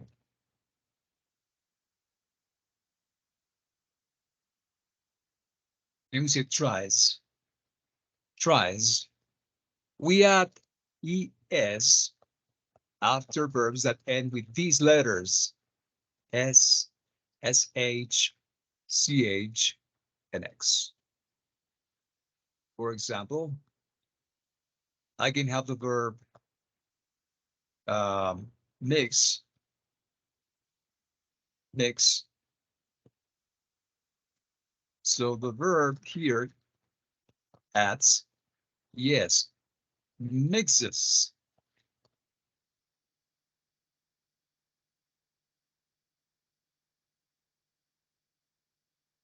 Mixes. Mix. Mixes. Okay, we have yes, either is SH, CH, or X.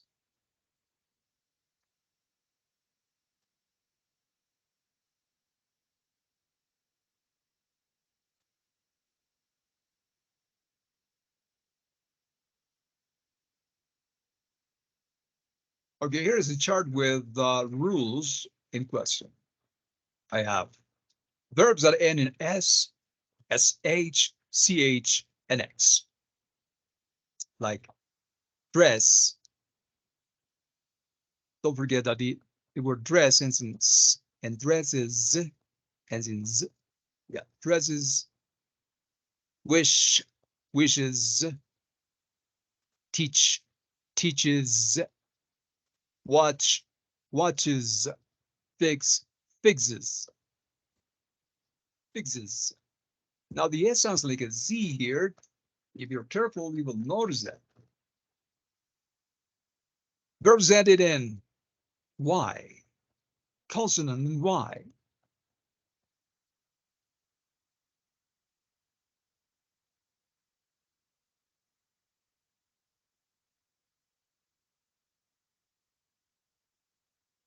Oops, I cannot see that. Yeah, consonant and Y. You know, we changed the Y to I and IDS. Try, tries, cry, cries, study, studies, life, lies, carry, carries, marry, marries. Okay, well, letter Y only changes if it changes to I if there is a consonant in front of it. If there is a vowel, you only add es as a third person. It's normal. And for example, we have bye byes because we have consonants. I mean, vowel and Y, vowel and Y, vowel, Y, vowel and Y, vowel and Y, vowel and Y. We only add es. Buys, like buys, stays, stays, enjoy, enjoys, pray, prays, obey, obeys.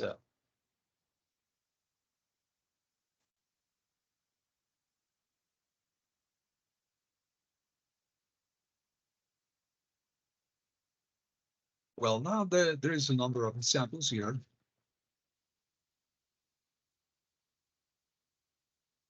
Yeah, I study English on Mondays.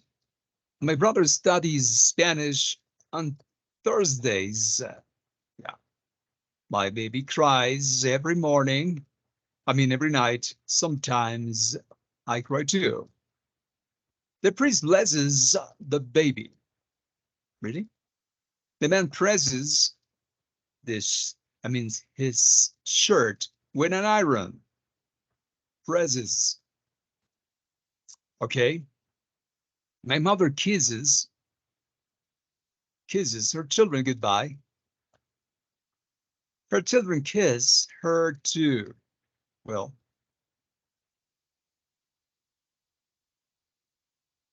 yeah. I brush my hair. My husband brushes his teeth. Brushes his teeth. You know, here, when we add es, it's an extra syllable. I think it forgot mentioning that important detail.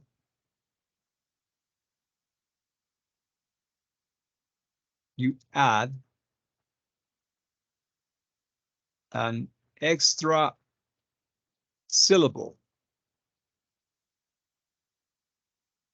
to the pronunciation.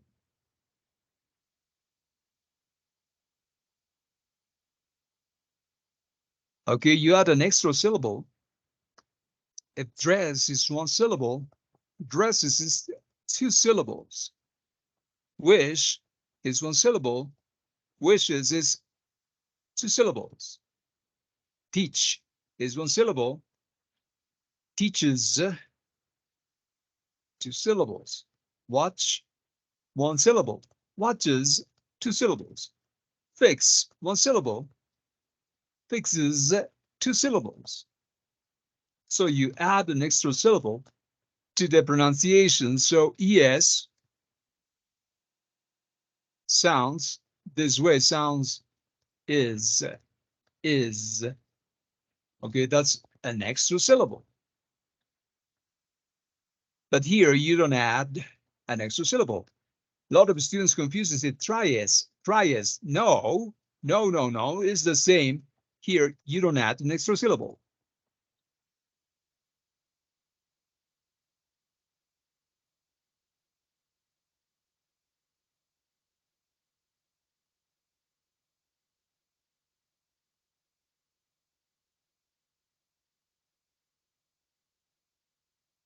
You don't add an extra syllable. Study, studies, two syllables. Anyways, carry, carries, two syllables. Marry, marries, two syllables. Yeah. So here you don't add an extra syllable. Cry, cries, bless, blesses. Yeah, here you have an extra syllable. Blesses, presses. Here you have an extra syllable. Kisses.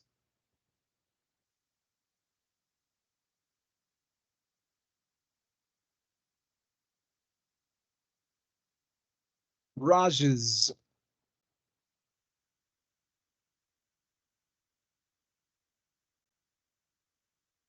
Extra syllable. Finished, finishes. Extra syllable.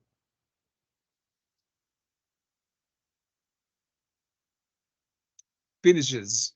Finish is two. Finishes is three.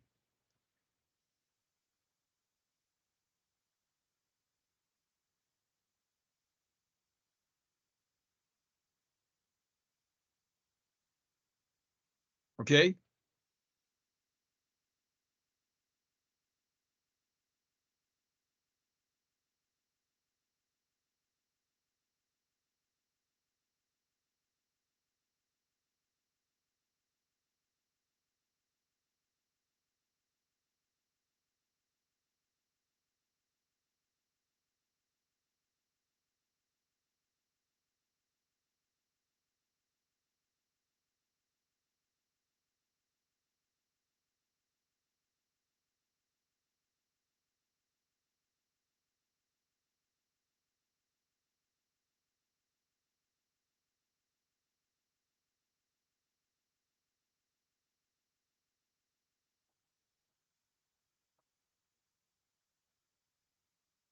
Okay, well, add an extra syllable to the pronunciation of the third person singular in the verbs that end in s, sh, ch, or x. As we said, I have the word finish, and then you have the word finishes.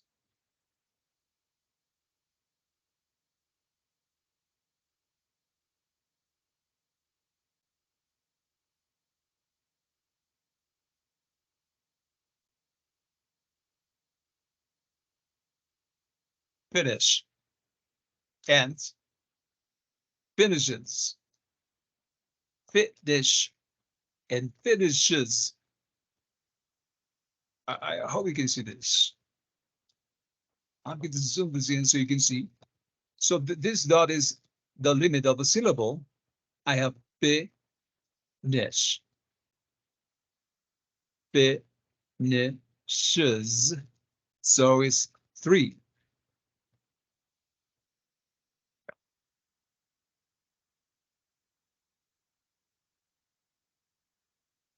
2 syllables and 3 syllables. 2 syllables, 3 syllables. The same happens with other words like fix, fixes. Yeah.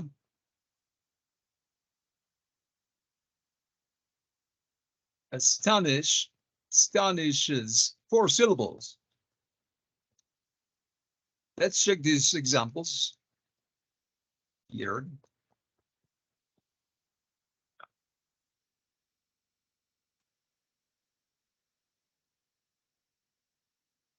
This fix,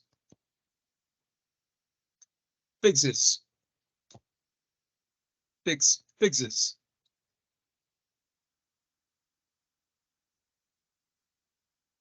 Astonish, astonish is 3, right? But when you say astonishes, is 4. Oops.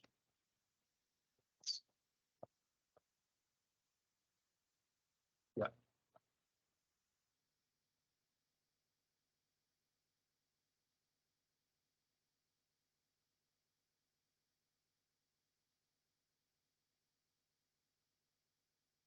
One syllable, and here is 2. 2 syllables. Here, astonish, astonish is 3 syllables, and astonishes is 4 syllables. I hope you have the picture clear now. Every time you have these verbs, I mean verbs that end in these letters, in these clusters, you know, you must add an extra syllable to the third person singular. My brother finishes work at 5, for example. But let me write an example. I finish work at 3. My brother finishes work at 5.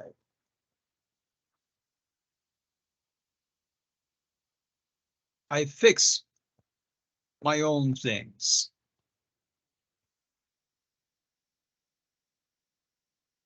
My brother fixes his own things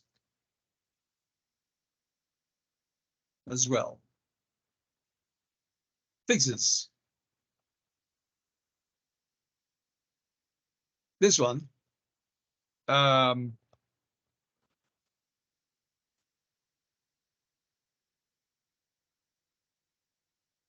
Animals astonish. Animals astonish me. Yeah. The sun. Well, let me think. That was something really astonishing. No.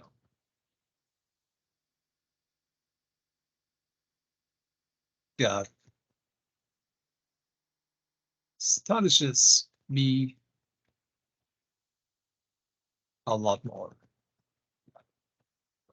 So notice I have this astonishes 4 syllables, astonish 3 syllables,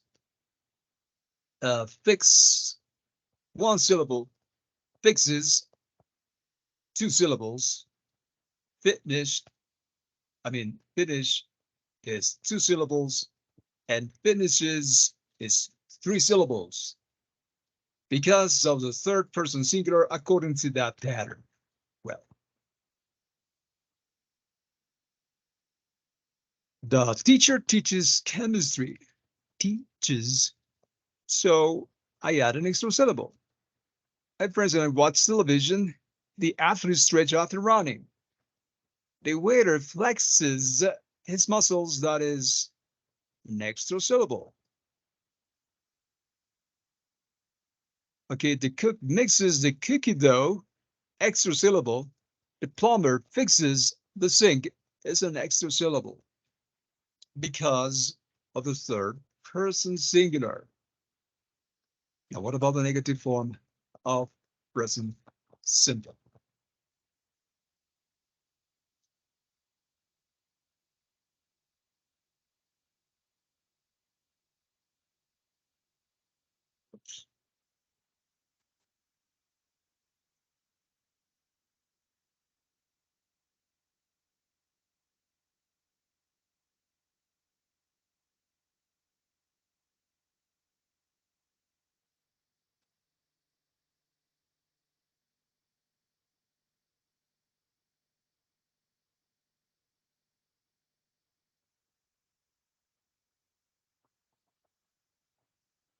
Well, negative, again, we have an auxiliary do or does. For the negative forms, we need an auxiliary, which is do or does, plus the word not. Or I can use don't or doesn't. So we make the negative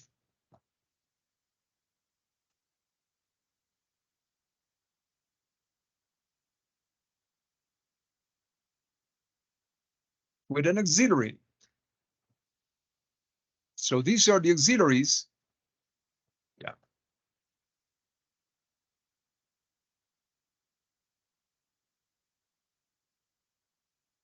Plus the base verb.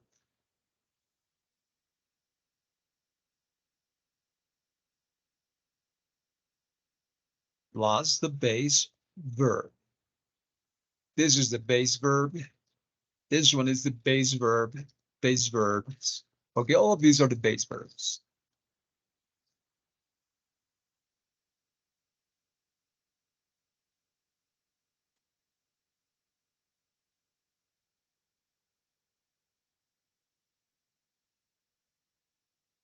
Yep. So we have auxiliary and the base verb. He doesn't work, or she doesn't sleep, or they don't read, we don't study, and so on. As you know, it's so simple. Once again, beware of these kind of mistakes, you know, these kind of mistakes. Don't mix with B. Don't mix with B. Use the right form for the negatives. I mean, yeah, don't mix with B. Use the right form for negatives, like he doesn't eat.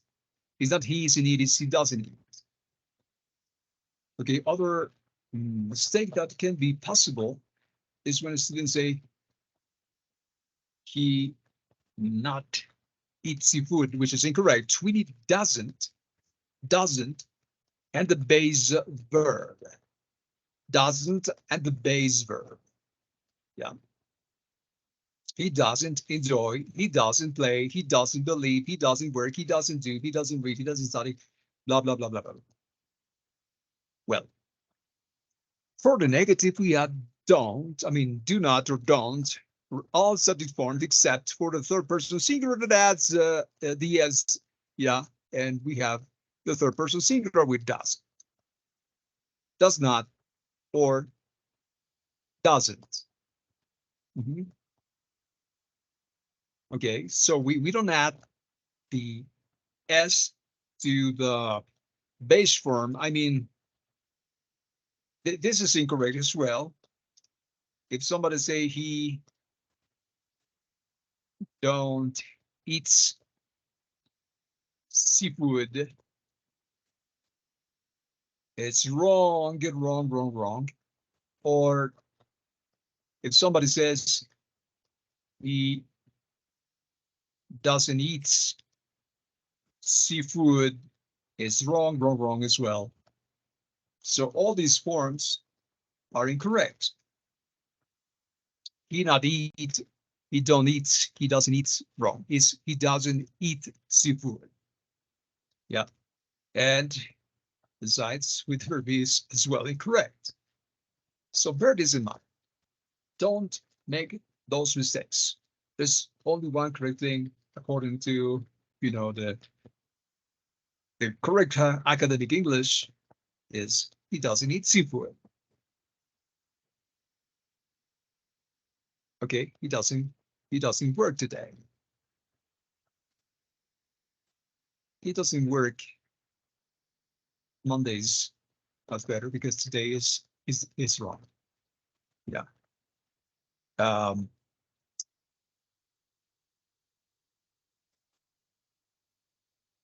Yeah. You see, he doesn't work. As I said, it's wrong. Okay. I don't play tennis often. I do not play tennis often. That's correct.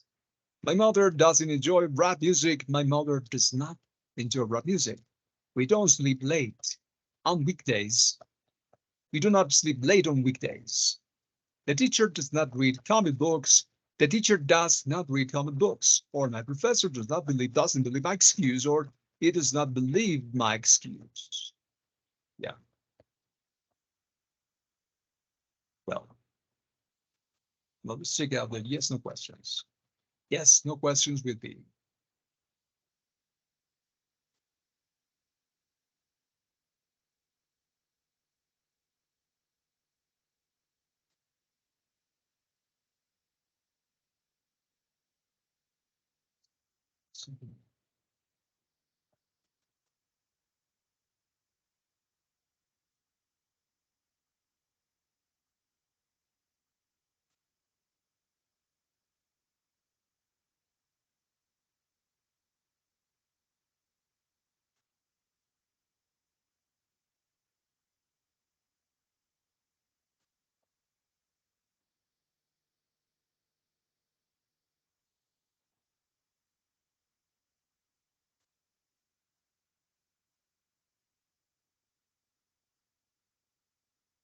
Okay, there you go.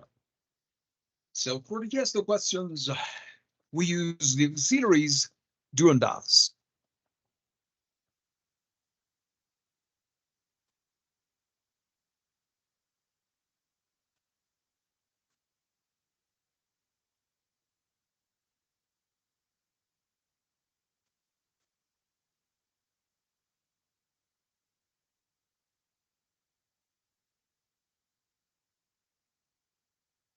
Okay, use these auxiliaries for making questions with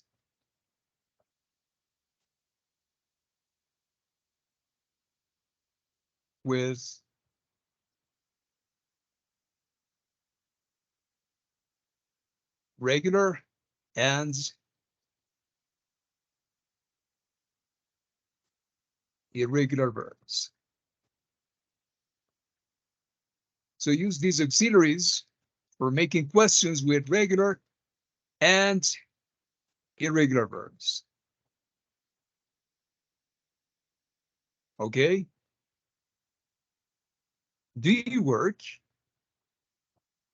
Does he study? Does she live nearby?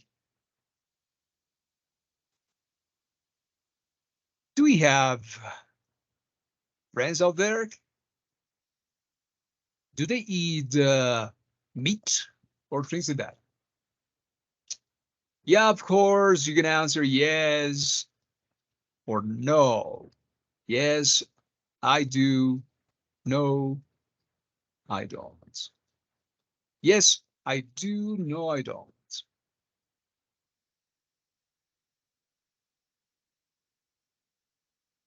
Do you work at the library? Yes, I do. No, I don't. That didn't write the answer.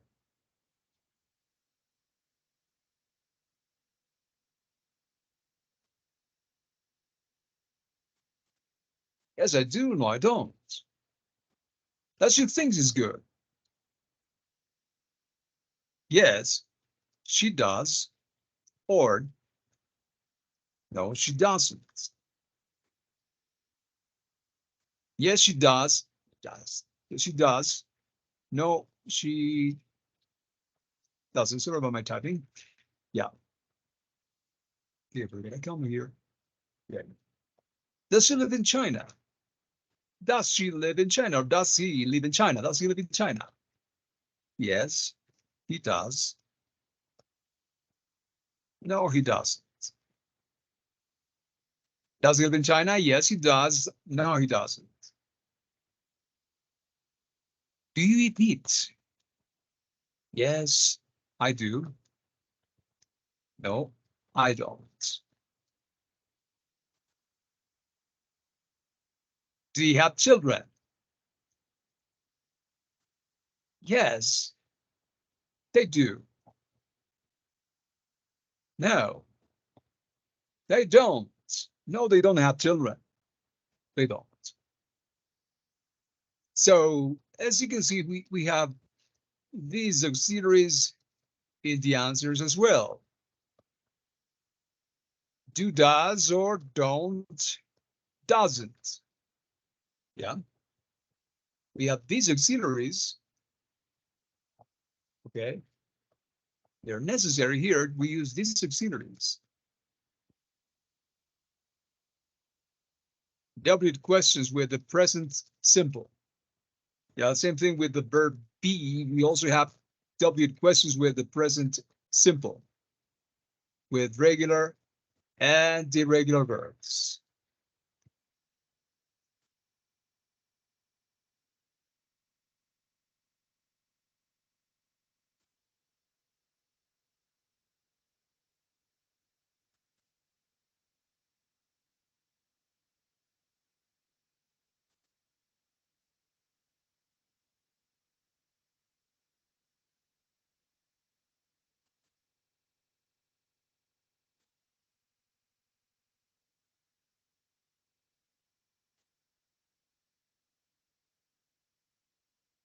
Well, information questions or W questions. Okay.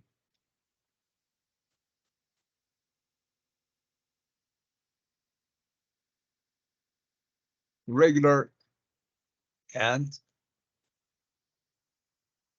irregular verbs. See that? Okay. Like, for example, when do you work? When do you work? I work on Mondays or on Fridays, whatever. What does he study? He studies mechanic engineering. Okay.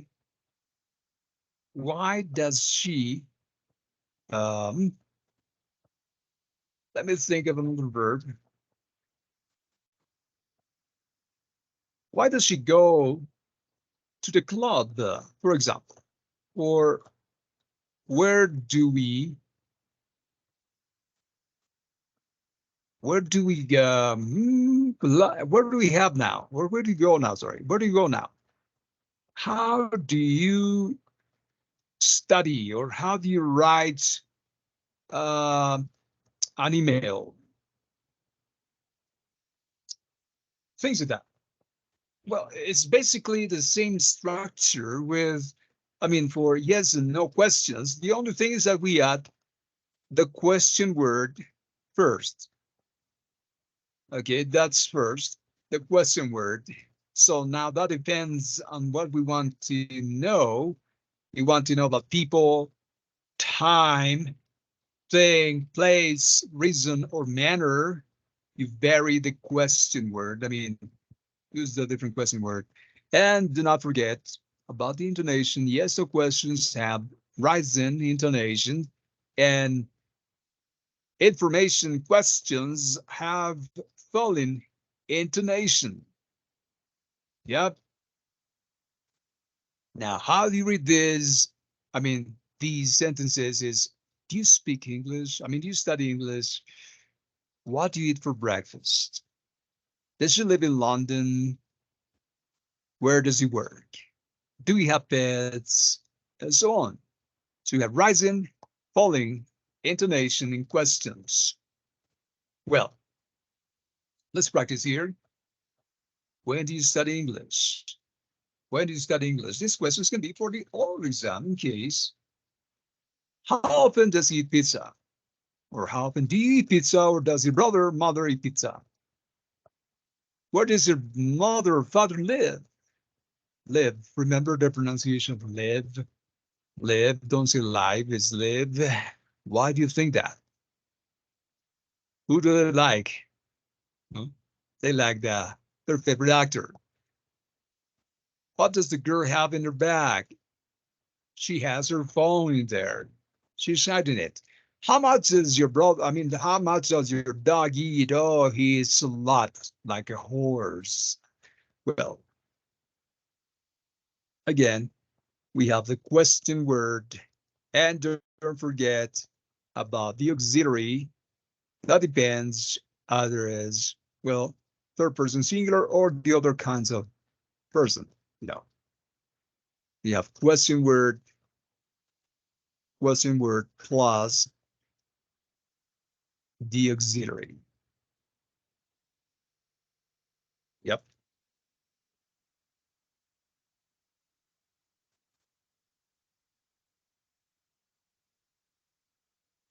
Okay. And last but not least, well, not last but not least, but in this order, we have the base verb. The base verb.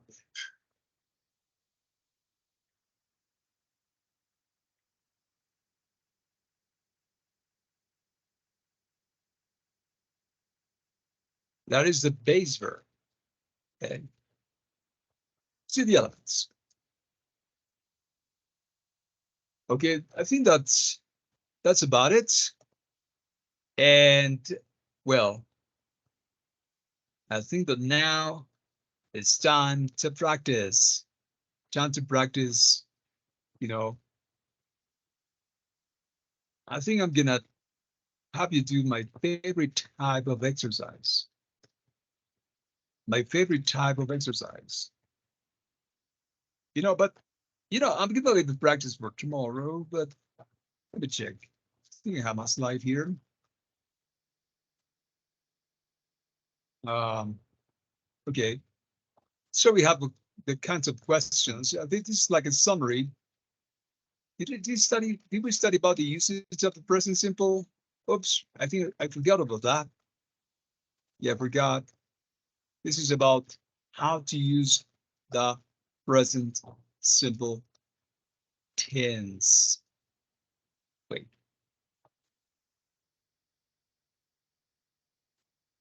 Right.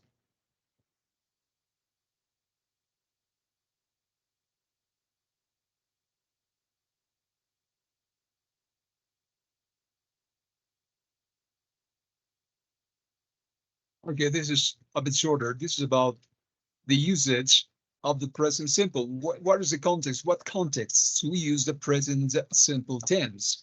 Well, the contexts are for general truths. When do we use the present simple? For general truths. I said that tenses define meaning as well.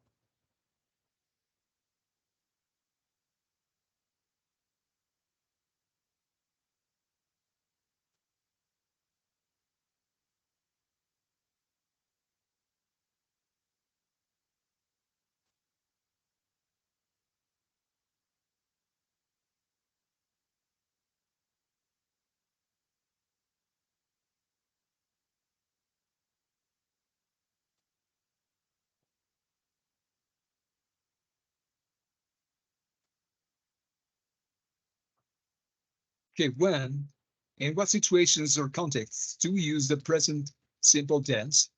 So we use it for general truths and facts. That's the first context. When it says smoking causes cancer, causes cancer. Well, sugar as well. Not forget the third person singular. Well,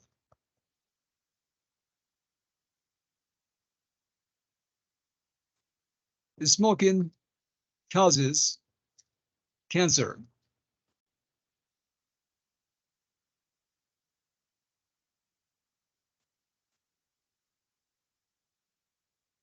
alcohol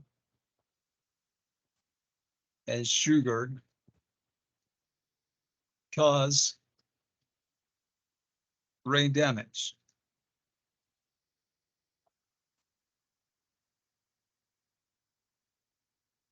Alcohol and sugar cause brain damage and cancer as well. Notice that here is plural. Alcohol and sugar is they cause brain damage. You see cause, this is a cause, causes. The sun rises in the east and sets in the west. Poppies are cute. The Danube River flows through Vienna, Austria. 5 times 5 equals 25. The babies eat, sleep, and cry. Flowers need sunlight and water to grow. So these are truths and facts. Truths and facts. I mean, something that is real, okay, can be scientifically demonstrated.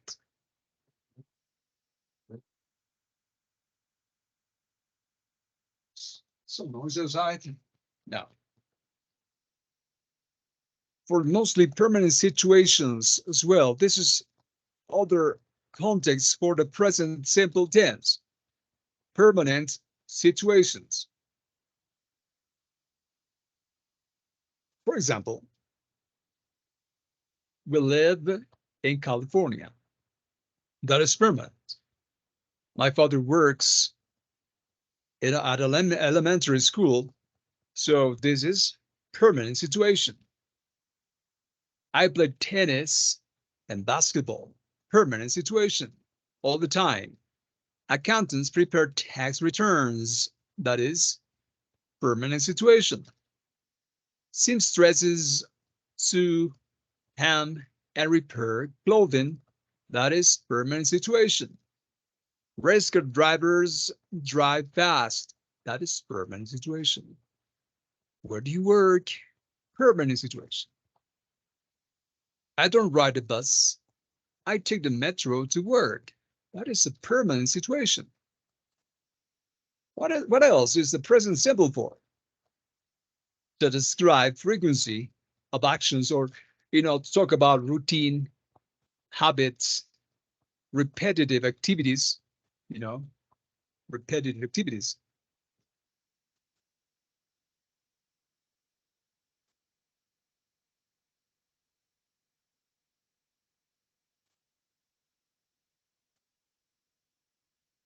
Mm-hmm. Routine, habit, or repetitive activity. We use adverbs like, expressions, adverbial expressions like, prepositional phrases like on Saturdays, or frequency expressions like once a week, or frequency adverbs like usually, or every summer, always. We also use this to describe something we don't do regularly, like when we say a while, rarely, or perhaps never. So we use adverbs of frequency in the present simple tense. On Saturday mornings, I sleep late. So this is about frequency. Yeah. What else? Others of frequency. My father rides the bus to work once a week. My girlfriend never drinks alcohol. I'm going to teach you the pronunciation. My father rides the bus to work once a week. This is frequency. On Saturday, it tells me about frequency as well. Yeah. His girlfriend never drinks alcohol. Never is about frequency. When I'm tired, I watch television. When I say when is every time, when you say every time, again, it's about frequency. They rarely win any matches. Rarely. Rarely. That is about frequency as well.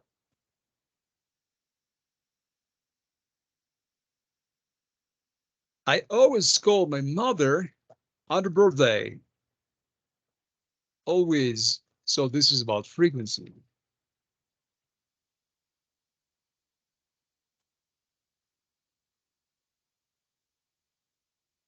Okay. What else is the present simple for? It's about actions set by a timetable or schedule. I mean, schedule events. Schedule events. Okay. This can also be used for future meaning. You know,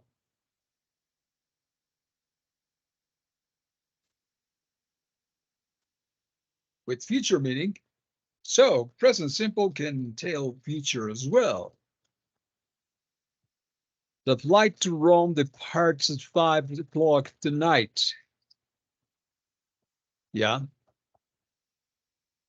Notice that I said tonight departs at 5 o'clock tonight. So this is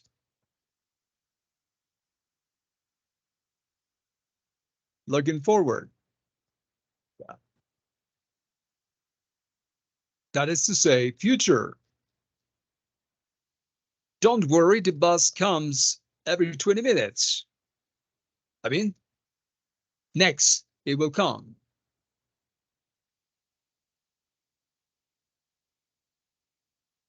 It will come next. When does the football game start? Uh-huh. Again, it will come soon, right? What else? Class begins in 2 minutes. Okay. It will come next very soon. The conference ends on Friday. So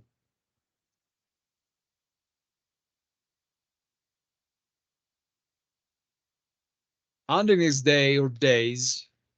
So it's future looking forward. Present simple. Okay, this is another use of present simple. To describe the present state. Describe the present state. So this is commonly used with state verbs.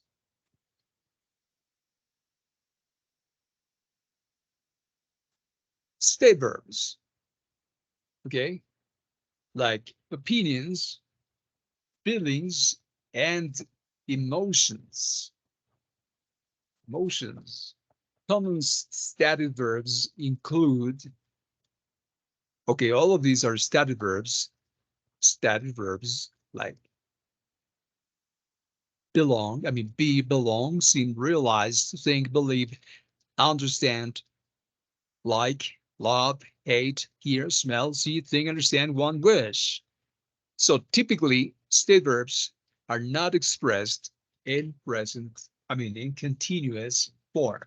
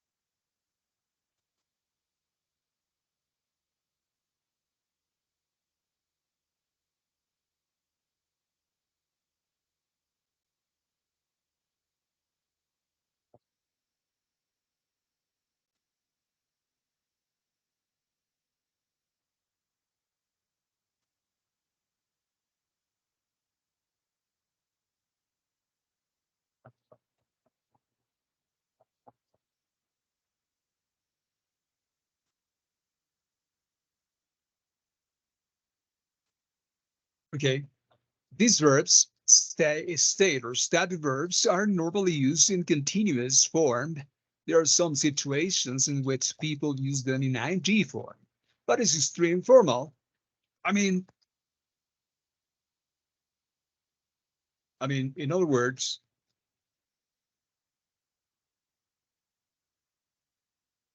using state verbs in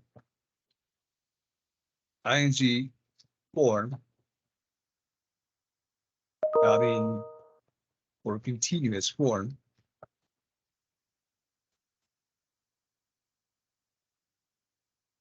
is not academic. Not academic.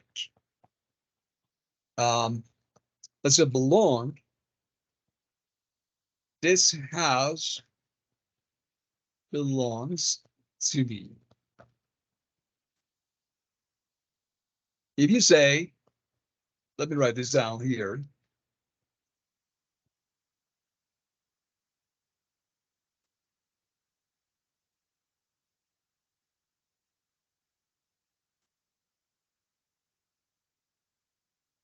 Okay, this house is belonging to me. It's totally wrong. Okay, it's wrong. You must say, this house belongs to me.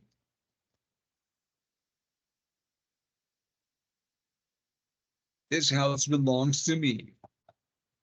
Don't say it's belonging to me. Yep. What else? Don't say, well, okay, what happens if you say belonging?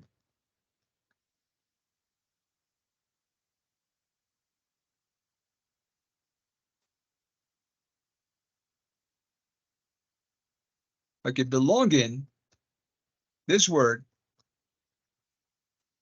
is, is a noun.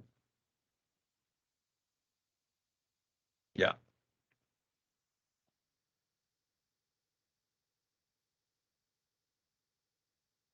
It's typically expressed. Yeah. Sorry, I got to see here. Yeah, I'm missing a new here. Yeah. It's typically expressed in plural. Yeah. When you say belongings, belongings, that means pertenencias in Spanish.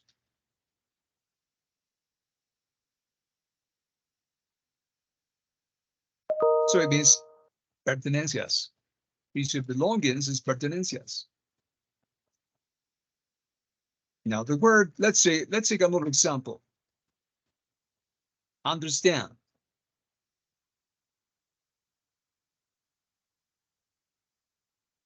If you say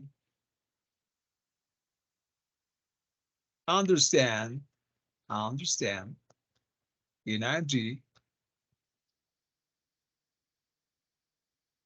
you are changing its meaning,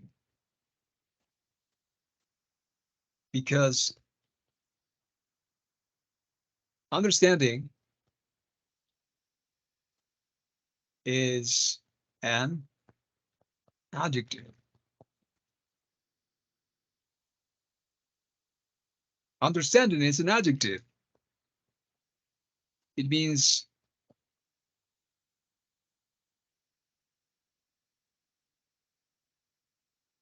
that is understanding. All right. So don't say understanding. If you say I am understanding,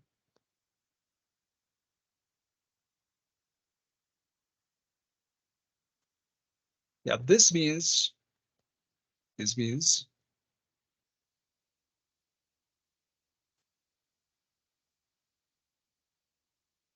yeah. You want to say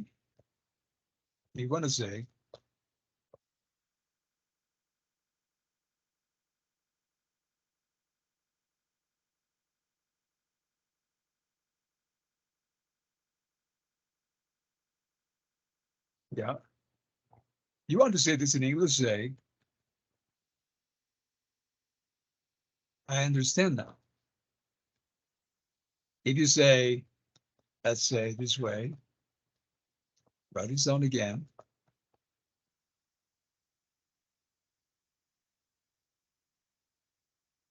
Is what? This is incorrect. It's wrong. Gotta say this way. Yeah, there might be people who use understanding like a continuous verb, but it's kind of confusing and it's grammatically incorrect. Don't use understanding like a continuous verb because these verbs, if you put them in ing, that is wrong. Well, to be fair, people use these in ing sometimes, but that is incorrect. If you say loving is basically an adjective, okay, which means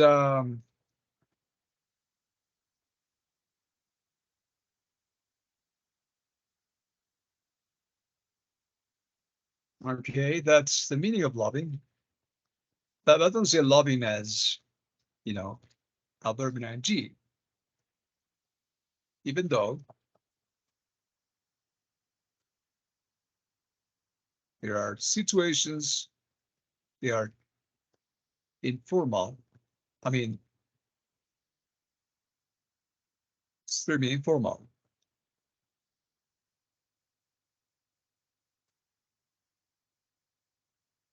It's through informal situations that people say loving as a continuous.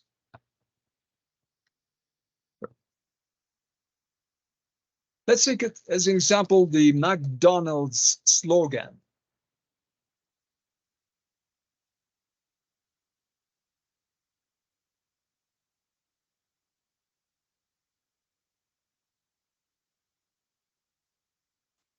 See that they say, I'm loving it. I'm loving it. Yeah, I'm loving it. But it's grammatically incorrect.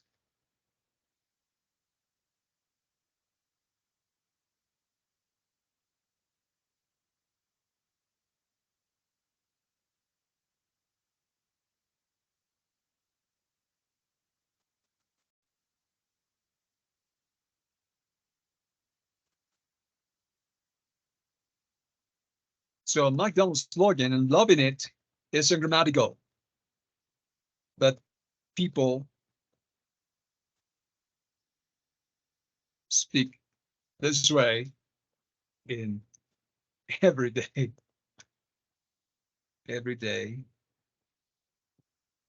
informal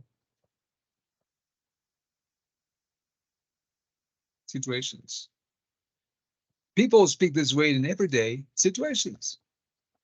But don't use this in academic English. Don't say loving in academic English. Say love. I love my cat more than, well, myself. That's only an example. Don't say I'm loving. Is I love my cat more than myself. Look, that is a state verb.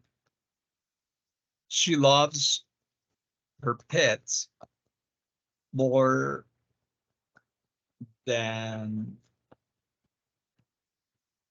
anyone.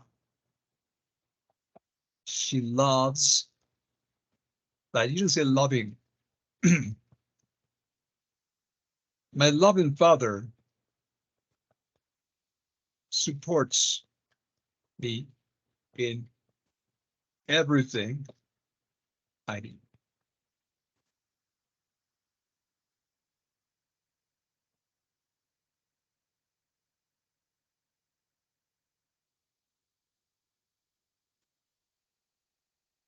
for example. Now, if you say loving in this context, my loving father is this. See that? Well, English has this particularity. Do not mix, the Spanish translations. I mean, do not try to match because that would be impossible. Okay. As you said, loving is an adjective. And if you use it like an ing verb, you will be distorting the meaning unless you're using it like McDonald's slogan. This is why people say, no, McDonald's, that is a state verb. Better yet, use the verb log, which means remolcar. So logging it. And that's why people prefer to refer as McDonald's like this.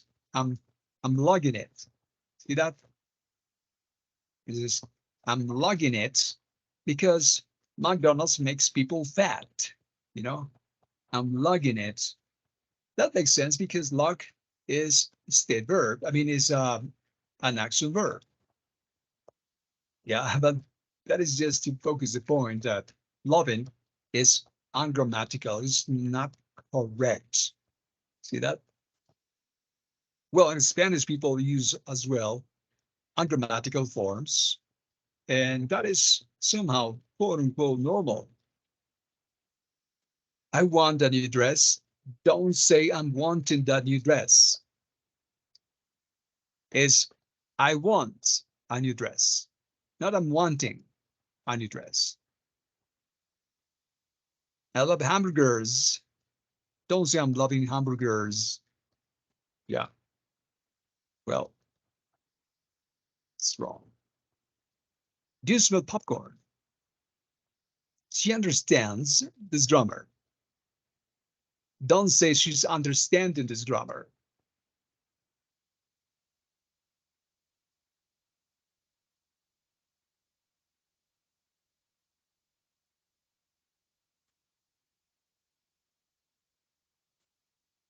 This one here is incorrect. It's wrong.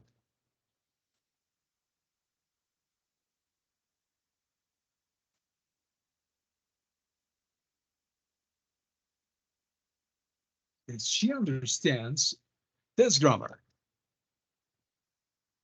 I don't like apples. I don't like apples. They're very happy together. And that's it. Well, so now as a summary, I can tell you that we have present simple tense with be and present simple tense with other verbs. These are other verbs. Other verbs, regular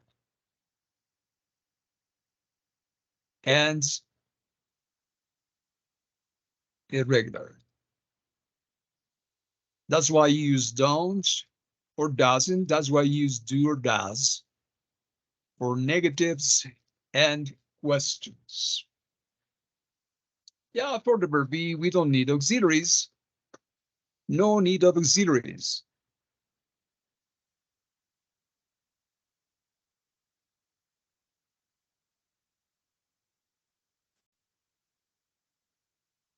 No need of auxiliaries. That's why we use the verb be to ask and the verb be to make the negatives. Okay, well.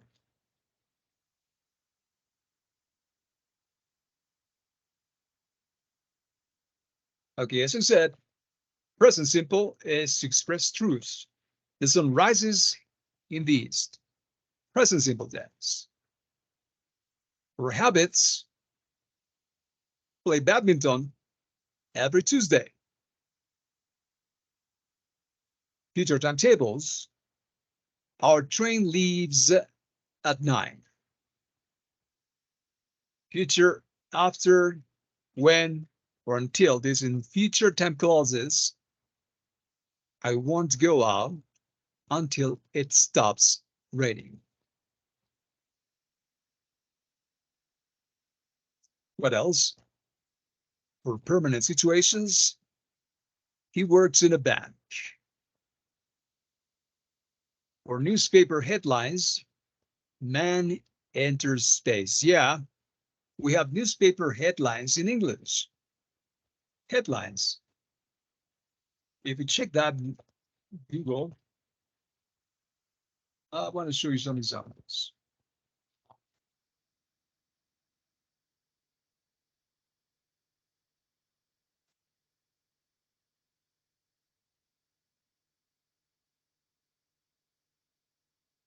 Yeah.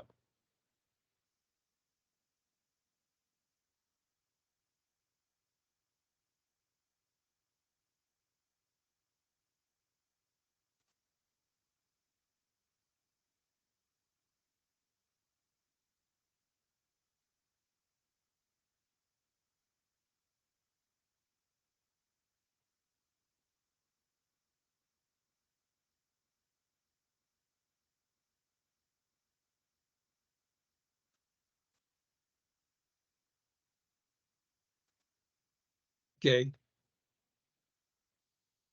Uh, Here's an example of present simple. Okay, Tokyo admits heavy damage. Yeah. What else? Okay, you can also use the past tense. Why not? But major headlines are used in the present simple tense. Like this one, the what was it, the reptilian one? well, well, I have my own theory about this. She's not a human. This is dies. Dies is present simple.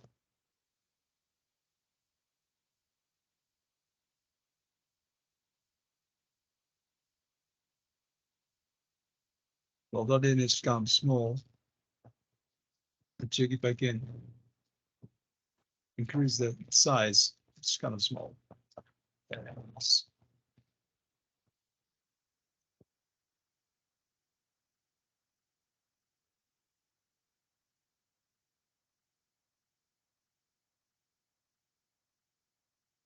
Where's the present simple here? When you say scores, that is present simple. Third person singular. Jackie scores winning run. Or Robbie's bunt turns tide. That is present simple as well. Or newspaper headlines. Okay. Non-progressive verbs, I mean state verbs. I believe you're innocent. When telling stories, I mean, for narrating past, yeah, present simple for past tense narrative. We use the past tense narrative as well with the present tense, like suddenly. Okay, this is, I'm gonna circle the present simple. The window opens and a masked man enters. That is present simple in the past tense narrative. Well, in order to engage the reader, sometimes they put these verbs in the present tense. We're giving directions and instructions. Break the eggs, put the sugar, blend it, blah, blah, blah, blah. So the present tense is for all these functions. Yeah, I have a couple of examples here, you know, like where does your friend have lunch? He has lunch at an Italian restaurant. How often do you go to the disco? I go to the disco on Friday nights. What's your favorite movie? My favorite movie is The Matrix. Are you single, married, or divorced? I'm divorced. What guitar brands do you like? I like Gibson, Yamaha, and Seagull. Okay, you know, this is a skill as well. To formulate questions is an important skill, even though it's not correctly focused in this lesson, but it can teach you how to make questions out of answers.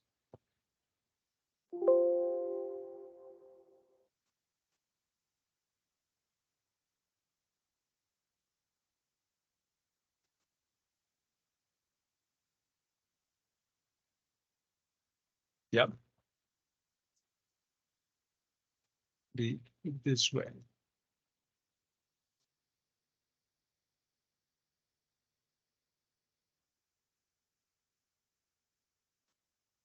Okay, one.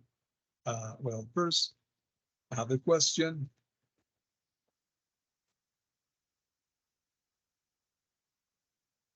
And the answer.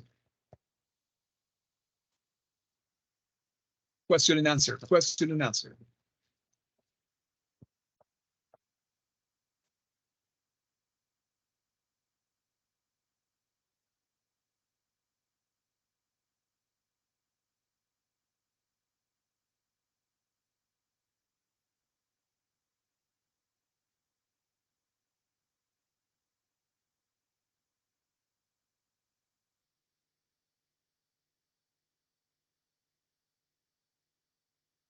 Now, this exercise is very interesting. What happens if I don't have the question? Yeah. And I want to know about the place. I don't have the question here. But I have the clue in the answer.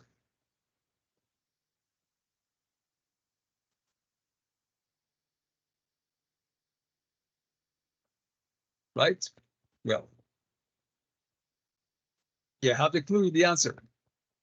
You remember the question? Can you remember the question?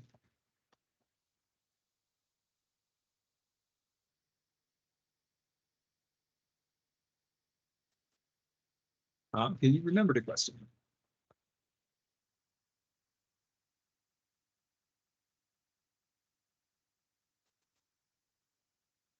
Yeah, this is one of the exercises I'd be happy to do in the oral exam. Yeah.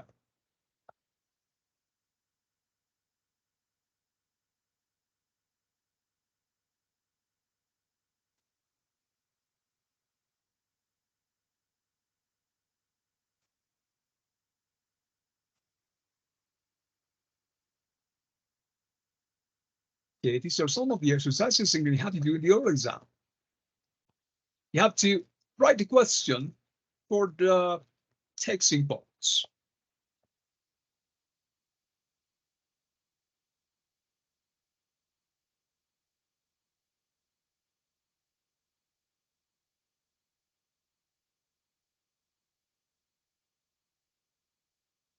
Yeah.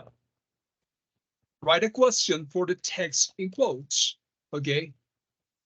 This is a place, you know, I'm talking about a place. I know that's about a place, so I use where. Third person singular. Where does he have lunch? Where does he have lunch? He has lunch at an Italian restaurant. Okay, here's this on Friday nights. This is frequency. It's about frequency. The question is,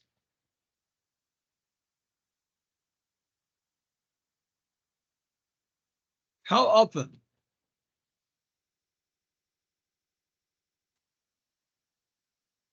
do you go to the disco? How often do you go to the disco on Friday nights? Well, it can also be about time, like when. When you go to the disco, I'm not saying that this is one possibility, but it can use when. My favorite movie is The Matrix.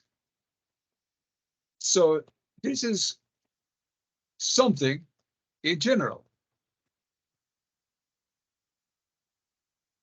Something in general, I use what? What is your My favorite favorite. movie? Yeah.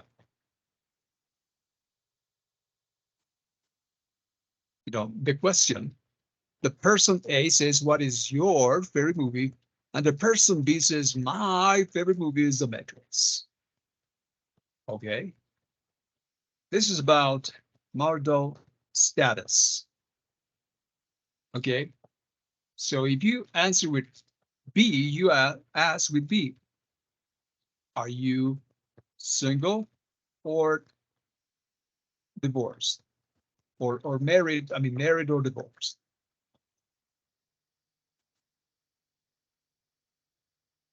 Okay, I'm divorced, for example. Yeah. Now this is about, brands. These are brands. It's our brands. So I can use guitar brands in general. I can use the word what. What? Guitar brands.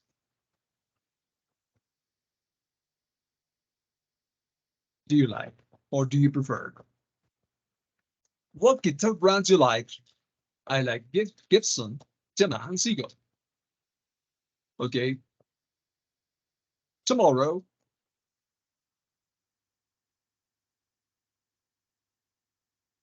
there will be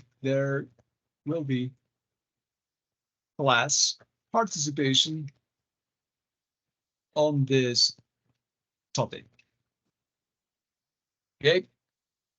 That's it, guys. Thank you very much. This is it for today's session. Thanks, teacher. Thank you, teacher. Okay. You're welcome. Thank you, teacher.